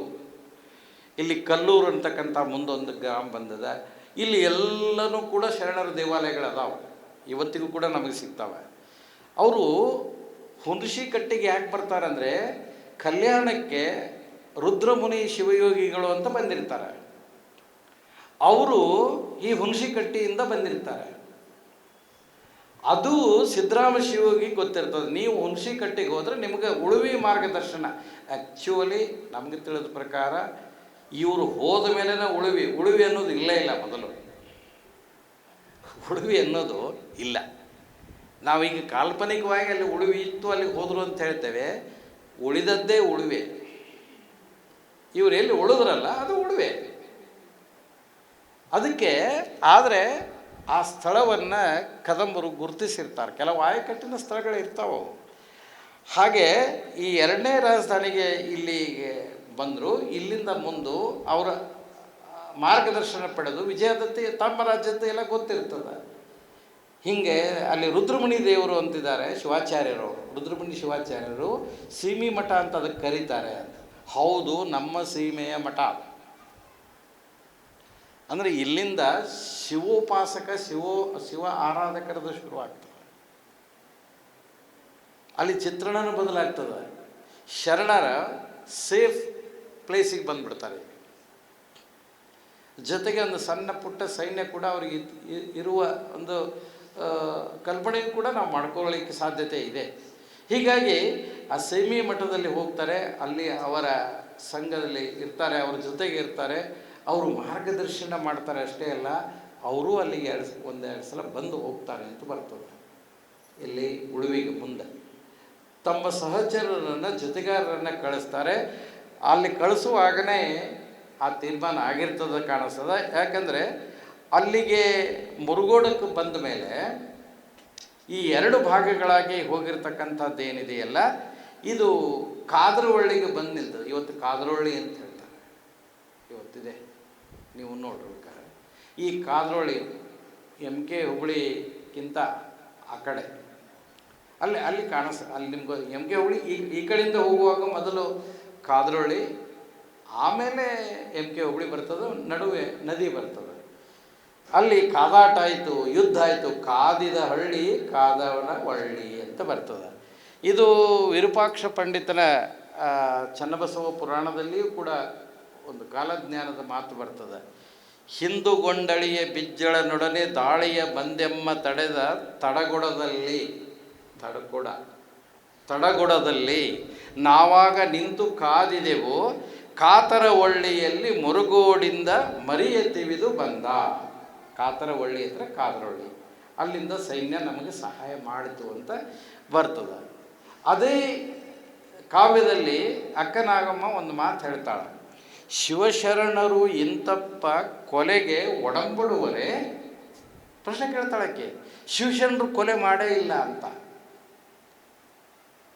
ಇಲ್ಲಿ ಮಡಿವಾಳ ಮಾಚಿದೇವ ಕೊಂದ ಕೆಲವರು ವೀರಾವೇಶದಿಂದ ಹೇಳಿಬಿಡ್ತಾರೆ. ಅದು ಮಾಚಿದೇವನಿಗೆ ಮಾಡುವ ಅಪಚಾರ. ನಾವು ನೆನ್ಪಿಡಬೇಕು, ಕೊಲೆಗಡಕರಲ್ಲ ಇವರು, ದಯವೇ ಧರ್ಮದ ಮೂಲ ಸ್ತಂಭಗಳು ಇವೆಲ್ಲ. ಅದಕ್ಕಾಗಿ ಇವ್ರ ಕಡೆ ಆಯುಧ ಇತ್ತು ಹೆದರ್ಸಾಕ, ಅಷ್ಟು ಬಿಟ್ಟರೆ ಇವರು ಕೊಲೆ ಮಾಡಿದವರಲ್ಲ ಅನ್ನೋದನ್ನು ನಾವು ನೆನಪಿಡಬೇಕು. ಒಂದು ಕಡೆ ಚನ್ನಬಸವಣ್ಣ ಮತ್ತು ಅಕ್ಕನಾಗಮ್ಮ ಹೇಳ್ತಾರೆ, ಅವರು ಬಂದರೆ ತಲೆ ಒಡ್ರಿ ಮುಂದೆ ಅಂತ, ಕಡಿದು ಹೋಗಲಿ ಅವ್ರು ನಮ್ಮನ್ನಂತ. ಹೀಗೆ ಈ ತೋಳ್ಬಲವನ್ನು ಮನೋಬಲದಿಂದ ಗೆಲ್ಲುವುದು ಅಂತ ಹೇಳ್ತಾರೆ. ಆತ್ಮಶಕ್ತಿಯಿಂದ ಗೆಲ್ಲಬೇಕು ಅವರನ್ನಂತ ಹೇಳೋ ಮಾತು ಕೂಡ ಅಲ್ಲಿ ಬರ್ತದೆ. ಹೀಗಾಗಿ ಅಲ್ಲಿ ಒಂದು ಭಾಗ ಬಂದು ಕಾದ್ರವಳ್ಳಿ ಹತ್ರ, ಮತ್ತು ಅದೇ ಆ ಕಾದ್ರವಳ್ಳಿ ಹತ್ರನೇ ಈ ಹುಣಸಿಕಟ್ಟೆ ಇರೋದಕ್ಕೆ ಸದ್ಯ. ಅಲ್ಲಿ ಮಠನೂ ಇದೆ ಈಗಲೂ ಕೂಡ. ಆ ಮಠದಲ್ಲಿ ಇವರು ತಂಗುತ್ತಾರೆ. ಇನ್ನೊಂದು ಟೀಮು ಹೋಗಿರ್ತದೆ. ಆ ಟೀಮು ಬರಬೇಕಲ್ಲ, ಅದು ನಂದಿಹಳ್ಳಿ, ಕಿತ್ತೂರು, ಕಕ್ಕೇರಿ ಈ ಮಾರ್ಗವಾಗಿ ಬರ್ತಕ್ಕಂಥ ಸೈನ್ಯ. ಅದಕ್ಕೆ ಆ ಕಿತ್ತೂರಿಗಿಂತ ಮೊದಲು ನಂದಿಹಳ್ಳಿಗೆ ಹೋಗಿ ನಂದಿಹಳ್ಳಿಯಿಂದ MK ಹುಬ್ಳಿಗೆ ಬರ್ತಾರೆ. ಅಷ್ಟರಲ್ಲಿ ಇಲ್ಲೆಲ್ಲ ಯುದ್ಧದ ಏನು ಒಂದು ಆಗಿತ್ತು, ಮುಗಿದೋಗಿರ್ತದೆ. ಈಗಲೂ ಕೂಡ ನಂದಿಹಳ್ಳಿಯಲ್ಲಿ ಬಸವಣ್ಣನ ದೇವಸ್ಥಾನ ನಿಮಗೆಲ್ಲ ಗೊತ್ತಿರ್ತಕ್ಕಂಥದ್ದು. ಪುನಃ ಇವರು ಕಿತ್ತೂರು ಕಡೆಗೆ ಒಂದು ಕಳಿಸೋಣ, ಒಂದು ಕಡೆ, ಇನ್ನೊಂದು ಕಡೆಗೆ ಮತ್ತಲ್ಲಿ 2 ಭಾಗ ಮಾಡೋಣ ಅಂತಾರೆ. MK ಹುಬ್ಬಳ್ಳಿಯಿಂದ ಕಿತ್ತೂರಿಗೆ ಹೋಗ್ತಾರೆ. ಕಿತ್ತೂರಿನಲ್ಲಿ 2 ಭಾಗ. ಒಂದು ಭಾಗ ಕಕ್ಕೇರಿ ಲಿಂಗನ ಮಠ. ಆ ಲಿಂಗನ ಮಠಕ್ಕೆ ಬಂದು ನಿಂತ ಮೇಲೆ, ಈಗಲೂ ಲಿಂಗನ ಮಠ ಅಂತದ, ನಿಂತ ಮೇಲೆ ಅಲ್ಲಿ ವಿಚಾರ ಮಾಡಿ ಮತ್ತೆ 2 ಭಾಗ. ಒಂದು ಕುಂಬಾರವಾಡದ ಮೂಲಕ ಉಳುವಿಗೆ ಹೋಗೋದು, ಭಾಳ ಸಮೀಪದ ಮಾರ್ಗ. ಇನ್ನೊಂದು ಹಳಿಯಾಳ ಸಾಂಬ್ರಾಣಿ ಮೂಲಕ ಉಳುವಿಗೆ ಹೋಗೋದು, ನಿಗದಿತ ಸ್ಥಳಕ್ಕೂ ಹೋಗೋದು. ಇಷ್ಟರಲ್ಲಿ ಕದಂಬ ವಂಶದರು ಒಂದು ಸ್ಥಳ ಗುರುತು ಮಾಡಿ ನೀವು ಇಲ್ಲಿಗೆ ಬರಬೇಕು ಅಂತ, ಅದೇ ಉಳುವಿ ಅಂತ ಆ ಸ್ಥಳಕ್ಕೆ ಹೇಳಿರ್ತಾರೆ. ಆ ಸ್ಥಳ ಪರಿಶೀಲನೆ ಆಗಿರ್ತದೆ, ಅದಕ್ಕೆ ಅಲ್ಲಿ ಬರಬೇಕು ಅಂತ ಹೇಳಿರ್ತಾರೆ. ಅದಕ್ಕಾಗಿ ಇಲ್ಲಿ ಕಿತ್ತೂರಿನಿಂದ 2 ಭಾಗ ಅಂತ. ಒಂದು ಭಾಗ ಕಕ್ಕೇರಿ. ಇವತ್ತು ಕಕ್ಕೇರಿಯಲ್ಲಿ ಡೋಹರ ಕಕ್ಕಯ್ಯನ ಸಮಾಧಿ ಇದೆ, ಅವನ ಪತ್ನಿ ಬಿಷ್ಟಾದೇವಿಯ ಸಮಾಧಿ ಇದೆ. ಇವತ್ತಲ್ಲಿ ಲಕ್ಷ್ಮೀದೇವಿ ಏನೋ ಒಂದು ಬಹುಶಃ ಜಾತ್ರೆ ಮಾಡ್ತಾರೆ, ಬಿಷ್ಟಾದೇವಿ ಜಾತ್ರೆ ಅಂತಲೂ ಮಾಡ್ತಾರೆ. ಇವತ್ತು ಜಾತ್ರೆಯ ಸ್ವರೂಪನೇ ಪೂರ ಬದಲಾಗಿದೆ. ಎಸ್, ಹೀಗೆ ಮುಗಿಸ್ಕೊಂಡು ಅವರು ಬಂದು ಉಳುವಿಗೆ ಸೇರ್ತಾರೆ. ನೋಡಿ, ಅಲ್ಲಿ ಕಲ್ಯಾಣಮ್ಮ ತಿಗಡಿಯಲ್ಲಿ. ಆಮೇಲೆ ಇನ್ನೊಂದು ಹೇಳಬೇಕಾಗಿತ್ತು, ಗಂಗಾಂಬಿಕೆ ನೀವು ಇವತ್ತು ನೋಡ್ತಾ ಇದ್ದೀರಿ, ಆ ಸ್ಥಳದಲ್ಲಿ ಲಿಂಗೈಕ್ಯ ಆಗ್ತದೆ. ಅದೇನು ವೀರಾವೇಶದಿಂದ ಹೊಡೆದಾಡಿ ಸತ್ತದ್ದಲ್ಲ, ನಮ್ಮ ಶರಣರು ಹೊಡೆದಾಟ ಮಾಡಿಲ್ಲ.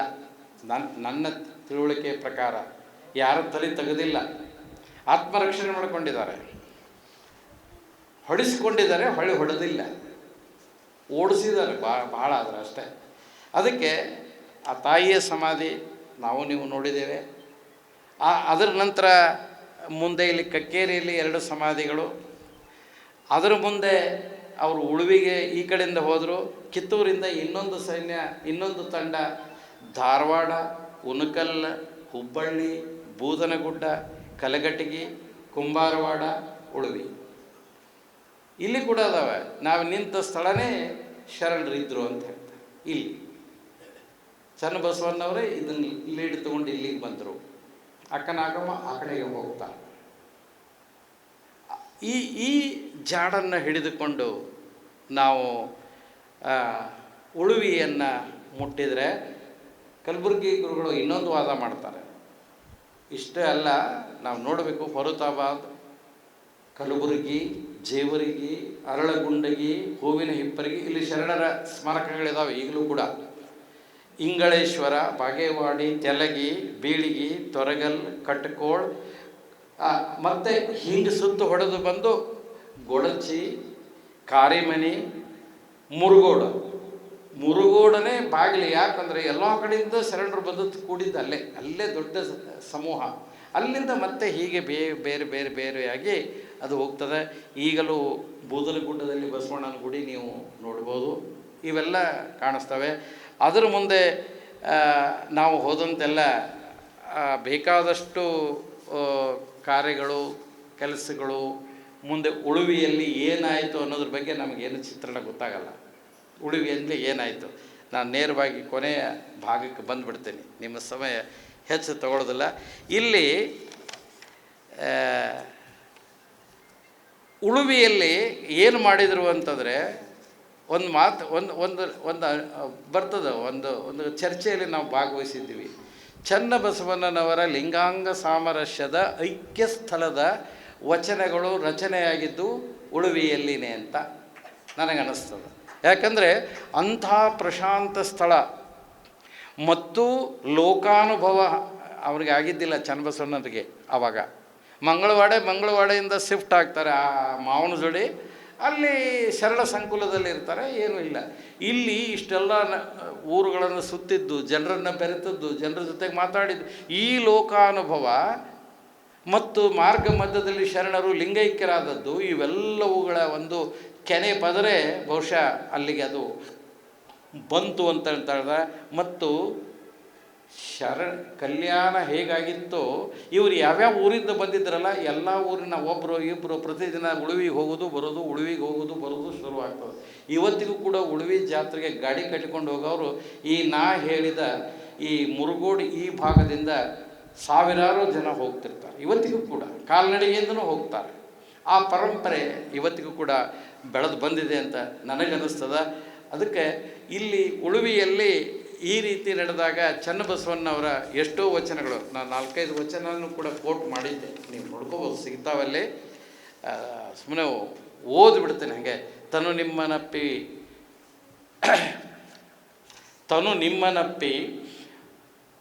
ಮಹಾತನುವಾದ ಬಳಿಕ ತನುವೆಂಬುದು ಮತ್ತೆಲ್ಲಿಯದೋ, ತನು ನಿಮ್ಮನಪ್ಪಿ ಮಹಾತನುವಾದ ಬಳಿಕ ತನುವೆಂಬುದು ಮತ್ತೆಲ್ಲಿಯದೋ, ಮನ ನಿಮ್ಮನಪ್ಪಿ ಘನಮನವಾದ ಬಳಿಕ ಮನವೆಂಬುದು ಮತ್ತೆಲ್ಲಿಯದೋ, ಭಾವ ನಿಮ್ಮನಪ್ಪಿ ನಿರ್ಭಾವವಾದ ಬಳಿಕ ಭಾವವೆಂಬುದು ಎಲ್ಲಿಯದೋ, ಇಂತಿ ತ್ರಿವಿಧವು ಲಿಂಗದಲ್ಲಿ ನಿರ್ಲೇಪವಾಗಿ ಮೈದೋರಿದ ಪರಿಯ ಕೂಡಲ ಚನ್ನ ಸಂಗಮನೇ ಬಲ್ಲ.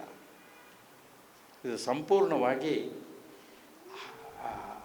ಲಿಂಗದಲ್ಲಿ ಸಮರ್ಪಣೆಗೊಂಡಂಥ ಚಿತ್ರ. ಇಂಥ ಬೇಕಾದಷ್ಟು ವಚನಗಳನ್ನು ನಾವು ಅಲ್ಲಿ ನೋಡಲಿಕ್ಕೆ ಸಾಧ್ಯತೆ ಇದೆ. ಇದರ ಕೊನೆಯ ಭಾಗ ಉಳುವೆಗ ಅಲ್ಲೇ ಇದ್ರೇನೋ ಅಂತ ಇಲ್ಲ, ಉಳುವಿಯನ್ನು ಕ್ಷೇತ್ರ ಮಾಡಿಕೊಂಡು ಮತ್ತೆ ಇನ್ನೂ ವಚನ ಕಟ್ಟುಗಳು ಉಳಿದಿದ್ದೀವಲ್ಲ ಅವನು ತಗೊಂಡು ಪುನಃ ಮತ್ತೆ ಹೊರಡ್ತಾರೆ. ಅದಕ್ಕಲ್ಲಿ ಹುಬ್ಬಳ್ಳಿ ಮೂಲಕ ಮೈಸೂರಿನ ಮಹಿಷ ಮಂಡಲ ಪ್ರಾಂತ ಅಂತ ಕರೀತಾರೆ. ಆ ಕಡೆ ಹೊರಡ್ತಾರೆ. ಅಲ್ಲಿ ಅಕ್ಕನಾಗಮ್ಮ, ನುಲಿ ಚಂದಯ್ಯ ಇತ್ಯಾದಿ ಹೋಗ್ತಾರೆ. ಅಕ್ಕನಾಗಮ್ಮನ ಸಮಾಧಿ ಇರುವುದು ತರೀಕೆರೆ ಹತ್ರ ಎಣ್ಣೆ ಹೊಳೆ, ತಾವೆಲ್ಲ ನೋಡಿ ಬಂದಿದ್ರಿ ಭಾಳಷ್ಟು ಜನ ತಾಯಿದು. ಮುಂದೆ ಚಿತ್ರದುರ್ಗ ಜಿಲ್ಲೆಯ ನುಲೇನೂರು ಹತ್ತಿರ ಚಂದಯ್ಯನ ಸಮಾಧಿ ಆಗ್ತದೆ. ಹೀಗೆ ಆ ಕಡೆ ಈ ಕಡೆ ಆ ಕಡೆ ಈ ಕಡೆ ಹೋಗ್ತಾರೆ. ಇನ್ನು ಆಶ್ರಯ ಕೊಟ್ಟಂತಹ ಆ ಪೆರ್ಮಾಡಿ ದೇವ ಇವ್ರನ್ನ ಕರ್ಕೊಂಡು ನಾವು ಗೋವಾಕ್ಕೆ, ಮತ್ತು ನಮ್ಮ ಗೋವಾ ರಾಜ್ಯ ಯಾವಾಗ ಉದ್ಧಾರ ಆಗೋದು ಅಂತಾನೆ ಇಷ್ಟು ಶರಣರು ಆ ಕಡೆಗೆ ಹೋಗ್ತಾರೆ. ಒಂದಿಷ್ಟು ಶರಣರು ಪುನಃ ಈ ಹಳಿಯಾಳ, ದಾಂಡೇಲಿ, ಹುಬ್ಬಳ್ಳಿ ಈ ಕಡೆ ಹಂಪೆ ಕಡೆಗೆ ಹೋಗ್ತಾರೆ, ಈ ಕಡೆಗೆ ವಿಜಯನಗರದ ಕಡೆಗೆ. ಇನ್ನು ಗೊಡಚಿ ಪರಿಸರಕ್ಕೆ ಮತ್ತಷ್ಟು ಜನ ಹೋಗ್ತಾರೆ. ಹೀಗೆ ಎಲ್ಲರೂ ಹೋಗ್ತಾರೆ. ಒಂದು ಕುತೂಹಲದ ಸಂಗತಿ ಕೊನೆಯದು, ನಾನು 1-2 ಕ್ಷೇತ್ರಗಳನ್ನು ನೋಡಿದ್ದು, ಭಾಳ ಜನರಿಗೆ ಗೊತ್ತಿಲ್ಲ. ಗೊತ್ತಿದ್ದವರು ಕೂಡ ಇನ್ನೊಮ್ಮೆ ಅದನ್ನು ಪರಿಶೀಲನೆ ಮಾಡಬೇಕು, ನನಗಾಗಿಲ್ಲ, ಹೇಳಿಬಿಡ್ತೀನಿ. ಸಿದ್ದರಾಮ ಶಿವಯೋಗಿಗಳು ಉಳುವಿಗೆ ಬಂದಿದ್ದರೋ ಇಲ್ಲವೋ ಅಂತ ಪ್ರಶ್ನೆ ಕೇಳಿದರೆ ಬಂದಿರಲಿಕ್ಕಿಲ್ಲ, ಬಂದಿದ್ದಾರೆ ಅಂತ. ಖಂಡಿತವಾಗಿ ಅವರು ಬಂದಿದ್ದರು ಅನ್ನೋದಕ್ಕೆ ಒಂದು ಸುಳಿವನ್ನು ನಾನು ಕೊಟ್ಟಿದ್ದೆ ಸರ್ಗೆ. ಹೌದು, ಆಲೋಚನೆ ಮಾಡಬೇಕು ಅಂತ ಸರ್ ಹೇಳಿದ್ದಾರೆ. ಅದನ್ನು ಏನು ಅಂದರೆ, ಇಲ್ಲಿ ಅನುಸ್ಥಾವರ ಘಟಕ ಇದೆ, ಕೈಗಾ. ಆ ಕೈಗಾದಲ್ಲಿ ಒಂದು ಆ ಅನುಸ್ಥಾವರ ಘಟಕ ಆರಂಭವಾದಾಗಿನಿಂದ ಒಂದು ಬಸವ ಕೇಂದ್ರ ಇದೆ ಅಲ್ಲಿ. ಭಾಳ ಆಶ್ಚರ್ಯ ಇದು. ಅದನ್ನು ನಾನು ಹೋದಾಗ ಮುನ್ನಡೆಸ್ತಕ್ಕಂಥವರು ಆಂಧ್ರದವರು, ಯಾವುದೋ ರೆಡ್ಡಿ ಅಂತಿದ್ರು ಅವರು. ಬಸವಣ್ಣ ಹೆಂಗೆ ಕೆಲಸ ಮಾಡ್ತಾನೆ ಅನ್ನೋದಕ್ಕೆ ನನಗೆ ಗುರುಗಳಿಗೆ ಕಳಿಸಿದ್ರು, ಹೋಗಿ ಮಾತಾಡಿ ಬನ್ನಿ, ಅವ್ರು ಕರೆದಿದ್ದಾರೆ ಅಂತ. ಇನ್ನೊಂದು ವಿಚಿತ್ರ ಅಂದರೆ, ನನಗೆ ಆ ಮೂಲಕ ಕೈಗಾ ನೋಡುವ ಅವಕಾಶ ಸಿಕ್ತು. ಅನುಸ್ಥಾವರ ಅಂದರೆ ಬಿಡೋದಿಲ್ಲ ಯಾರಿಗೂ ಕೂಡ. ಅಲ್ಲಿ ಅನುಸ್ಥಾವರದ ಹೆಬ್ಬಾಗಿಲು ಮುಂದೆ ಅಲ್ಲಿ ಒಳಗಡೆ ಬರೆದಿದ್ದಾರೆ, ಕಾಯಕವೇ ಕೈಲಾಸ ಅಂತ. ಬಸವಣ್ಣ ಇಲ್ಲಿ ಯಾಕೆ ಬಂದ ಅಂತ, ವರ್ಕ್ ಈಸ್ ವರ್ಷಿಪ್ ಅಂತಕ್ಕಂಥದ್ದು ಏನಿತ್ತಲ್ಲ ಅದು ಅಲ್ಲಿ ಬರೆದಾರೆ. ಯಾಕಂದರೆ ಅಲ್ಲಿಗೆ ಸಿದ್ದೇಶ್ವರ ಸ್ವಾಮಿಗಳು ಹೋಗಿ ಅಲ್ಲಮ್ಮ ಮತ್ತು ಬಸವಣ್ಣವ್ರ ಬಗ್ಗೆ ಮಾತಾಡಿದ್ರಂತೆ ಇಂಗ್ಲೀಷ್ನಲ್ಲಿ. ಅವರು ಮಾತಾಡಿದ್ದಕ್ಕೆ ಕಾಯಕವೇ ಕೈಲಾಸ ಬಂತು ಅಲ್ಲಿ ಹೇಳ್ತಾರೆ. ಅದರ ಆಡಿಯೋ ಕೂಡ ಅಲ್ಲಿ ಇದೆ ಅವ್ರ ಹತ್ರ. ನೀವು ಎಂಥ ಕಾಯಕ ಮಾಡಕತ್ತೀರಿ ಅಂದ್ರೆ, ನಿಮ್ಮಂಥ ಶರಣರೇ ಜಗತ್ತಿನಲ್ಲಿಲ್ಲ. ಮನೆ ಮನೆಗೂ ನಿಮ್ಮಿಂದ ಬೆಳಕು ಮೂಡ್ತದೆ, ಮನೆ ಮನೆಗೂ ನಿಮ್ಮಿಂದ ಬೆಳಕು ಮೂಡ್ತದೆ. ನೀವು ನಿಜವಾದ ಅರ್ಥದಲ್ಲಿ ಶರಣರಿದ್ದೀರಿ. ನೀವು ಏನಾದರೂ ಒಂದಿಷ್ಟು ಆಲಸ್ಯ ಮಾಡಿದರೆ ಜನರ ಎಲ್ಲ ಮನೆಗಳು ಕತ್ಲಾಗ್ತಾವೆ. ಈ ಬೆಳಕು ಮನೆಗಳನ್ನು ಬೆಳಗುವುದರ ಜೊತೆಗೆ ಮನಸ್ಸನ್ನು ಬೆಳಗಿದರೆ ಎಷ್ಟು ಚಂದ ಅಂತ ಹೇಳಿದ್ರಂತೆ. ಅದು ಅಲ್ಲಿ ನಾನು ಹೋದಾಗ ಒಬ್ಬರು ಹೇಳಿದರು, ಸರ್ ಇಲ್ಲೊಂದು ಸಿದ್ದರಾಮ ಶಿವಯೋಗಿಯ ಒಂದು ಸ್ಥಳ ಇದೆ ಅಂತ ಹೇಳಿದರು. ನಾನು ಭಾಳ ಕುತೂಹಲ ಆಯಿತು, ನೋಡಿದೆ. ಒಂದು ಸುಮ್ಮನೆ ಮ್ಯಾಪ್ ಹಾಕ್ಕೊಂಡು ನೋಡಿದರೆ ಈ ಕುಂಬಾರವಾಡ ಒಂದು 15 ಕಿಲೋಮೀಟ್ರು, ಕುಂಬಾರವಾಡದಿಂದ ಒಂದು 20 ಕಿಲೋಮೀಟ್ರ್ ಉಳುವಿ ಸಿಗ್ತದೆ, ಒಳದಾರಿ. ನಾನು ಕೇಳಿದೆ ಅವರಿಗೆ, ಉಳುವಿ ಎಷ್ಟು ದೂರ ಆಗ್ತದೆ ಅಂತ. ಸರ್, ಒಳದಾರಿಂದ ಹೋದ್ರೆ ಒಂದು 25 ಕಿಲೋಮೀಟ್ರ್ ಆಗ್ತದೆ, ಸುತ್ತ ಹೊಡೆದ್ರು ಹೋದ್ರೆ ಒಂದು 100 ಕಿಲೋಮೀಟ್ರ್ ಮೇಲೆ ಆಗ್ತದೆ. ಕಾಡಿನೊಳಗೆ ಹೋಗ್ಬೇಕ್ರಿ, ದಾರಿ ಇಲ್ಲ ಅಂದ್ರೆ ಹೋಗ್ತೀರಿ ನೀವಂತು. ಜಾತ್ರೆಗೆ ಹೋಗ್ತೀವ್ರಿ ನಾವು, ಕಾಲ್ನಡಿಗೆಯಿಂದ ಅರ್ಧ ದಾರಿಗೆ ಹೋಗ್ತೀವಿ, ಹಿಲಾಲು ಅವನ್ನೆಲ್ಲ ಬಾರಿಸ್ಕೊತ ಹೋಗ್ತಿರ್ತಾರೆ ಅಂತ ಹೇಳ್ತಾರೆ ಅವರು. ನನಗೆ ಅದು ಬೇಕಾಗಿಲ್ಲ. ಸಿದ್ದರಾಮ ಶಿವಯೋಗಿ ತೋರಿಸ್ತೀರೇನ್ರಿ ಅಂದ್ರೆ ತೋರಿಸ್ಬೋದು, ಆದರೆ ಅದಕ್ಕೊಂದು ಟೀಮ್ ಬೇಕಾಗ್ತದೆ ರೀ. ಅದು ಬೆಟ್ಟದ ಮೇಲೆ ಅದ, ಅಲ್ಲಿ ಹಾವು ಇವು ಭಾಳ ಪ್ರಾಣಿಗಳಿರ್ತವೆ. ವರ್ಷಕ್ಕೊಮ್ಮೆ ಜಾತ್ರೆ ಆಗ್ತದೆ, ಯುಗಾದಿ ಪಾಡ್ಯ ದಿವಸ. ನೀವು ಅವತ್ತು ಬಂದರೆ ಅಲ್ಲಿ ಎಲ್ಲ ವ್ಯವಸ್ಥೆ ಮಾಡಿರ್ತೀವಿ ಅಂತ. ಮೊದಲು ಗಿಡದ ಬೇರು ಹಿಡ್ಕೊಂಡು ಮೇಲೆ ಹತ್ತಿದ್ರು, ಅಲ್ಲೆಲ್ಲ ಗುಡ್ಡ ಹತ್ತುವಾಗ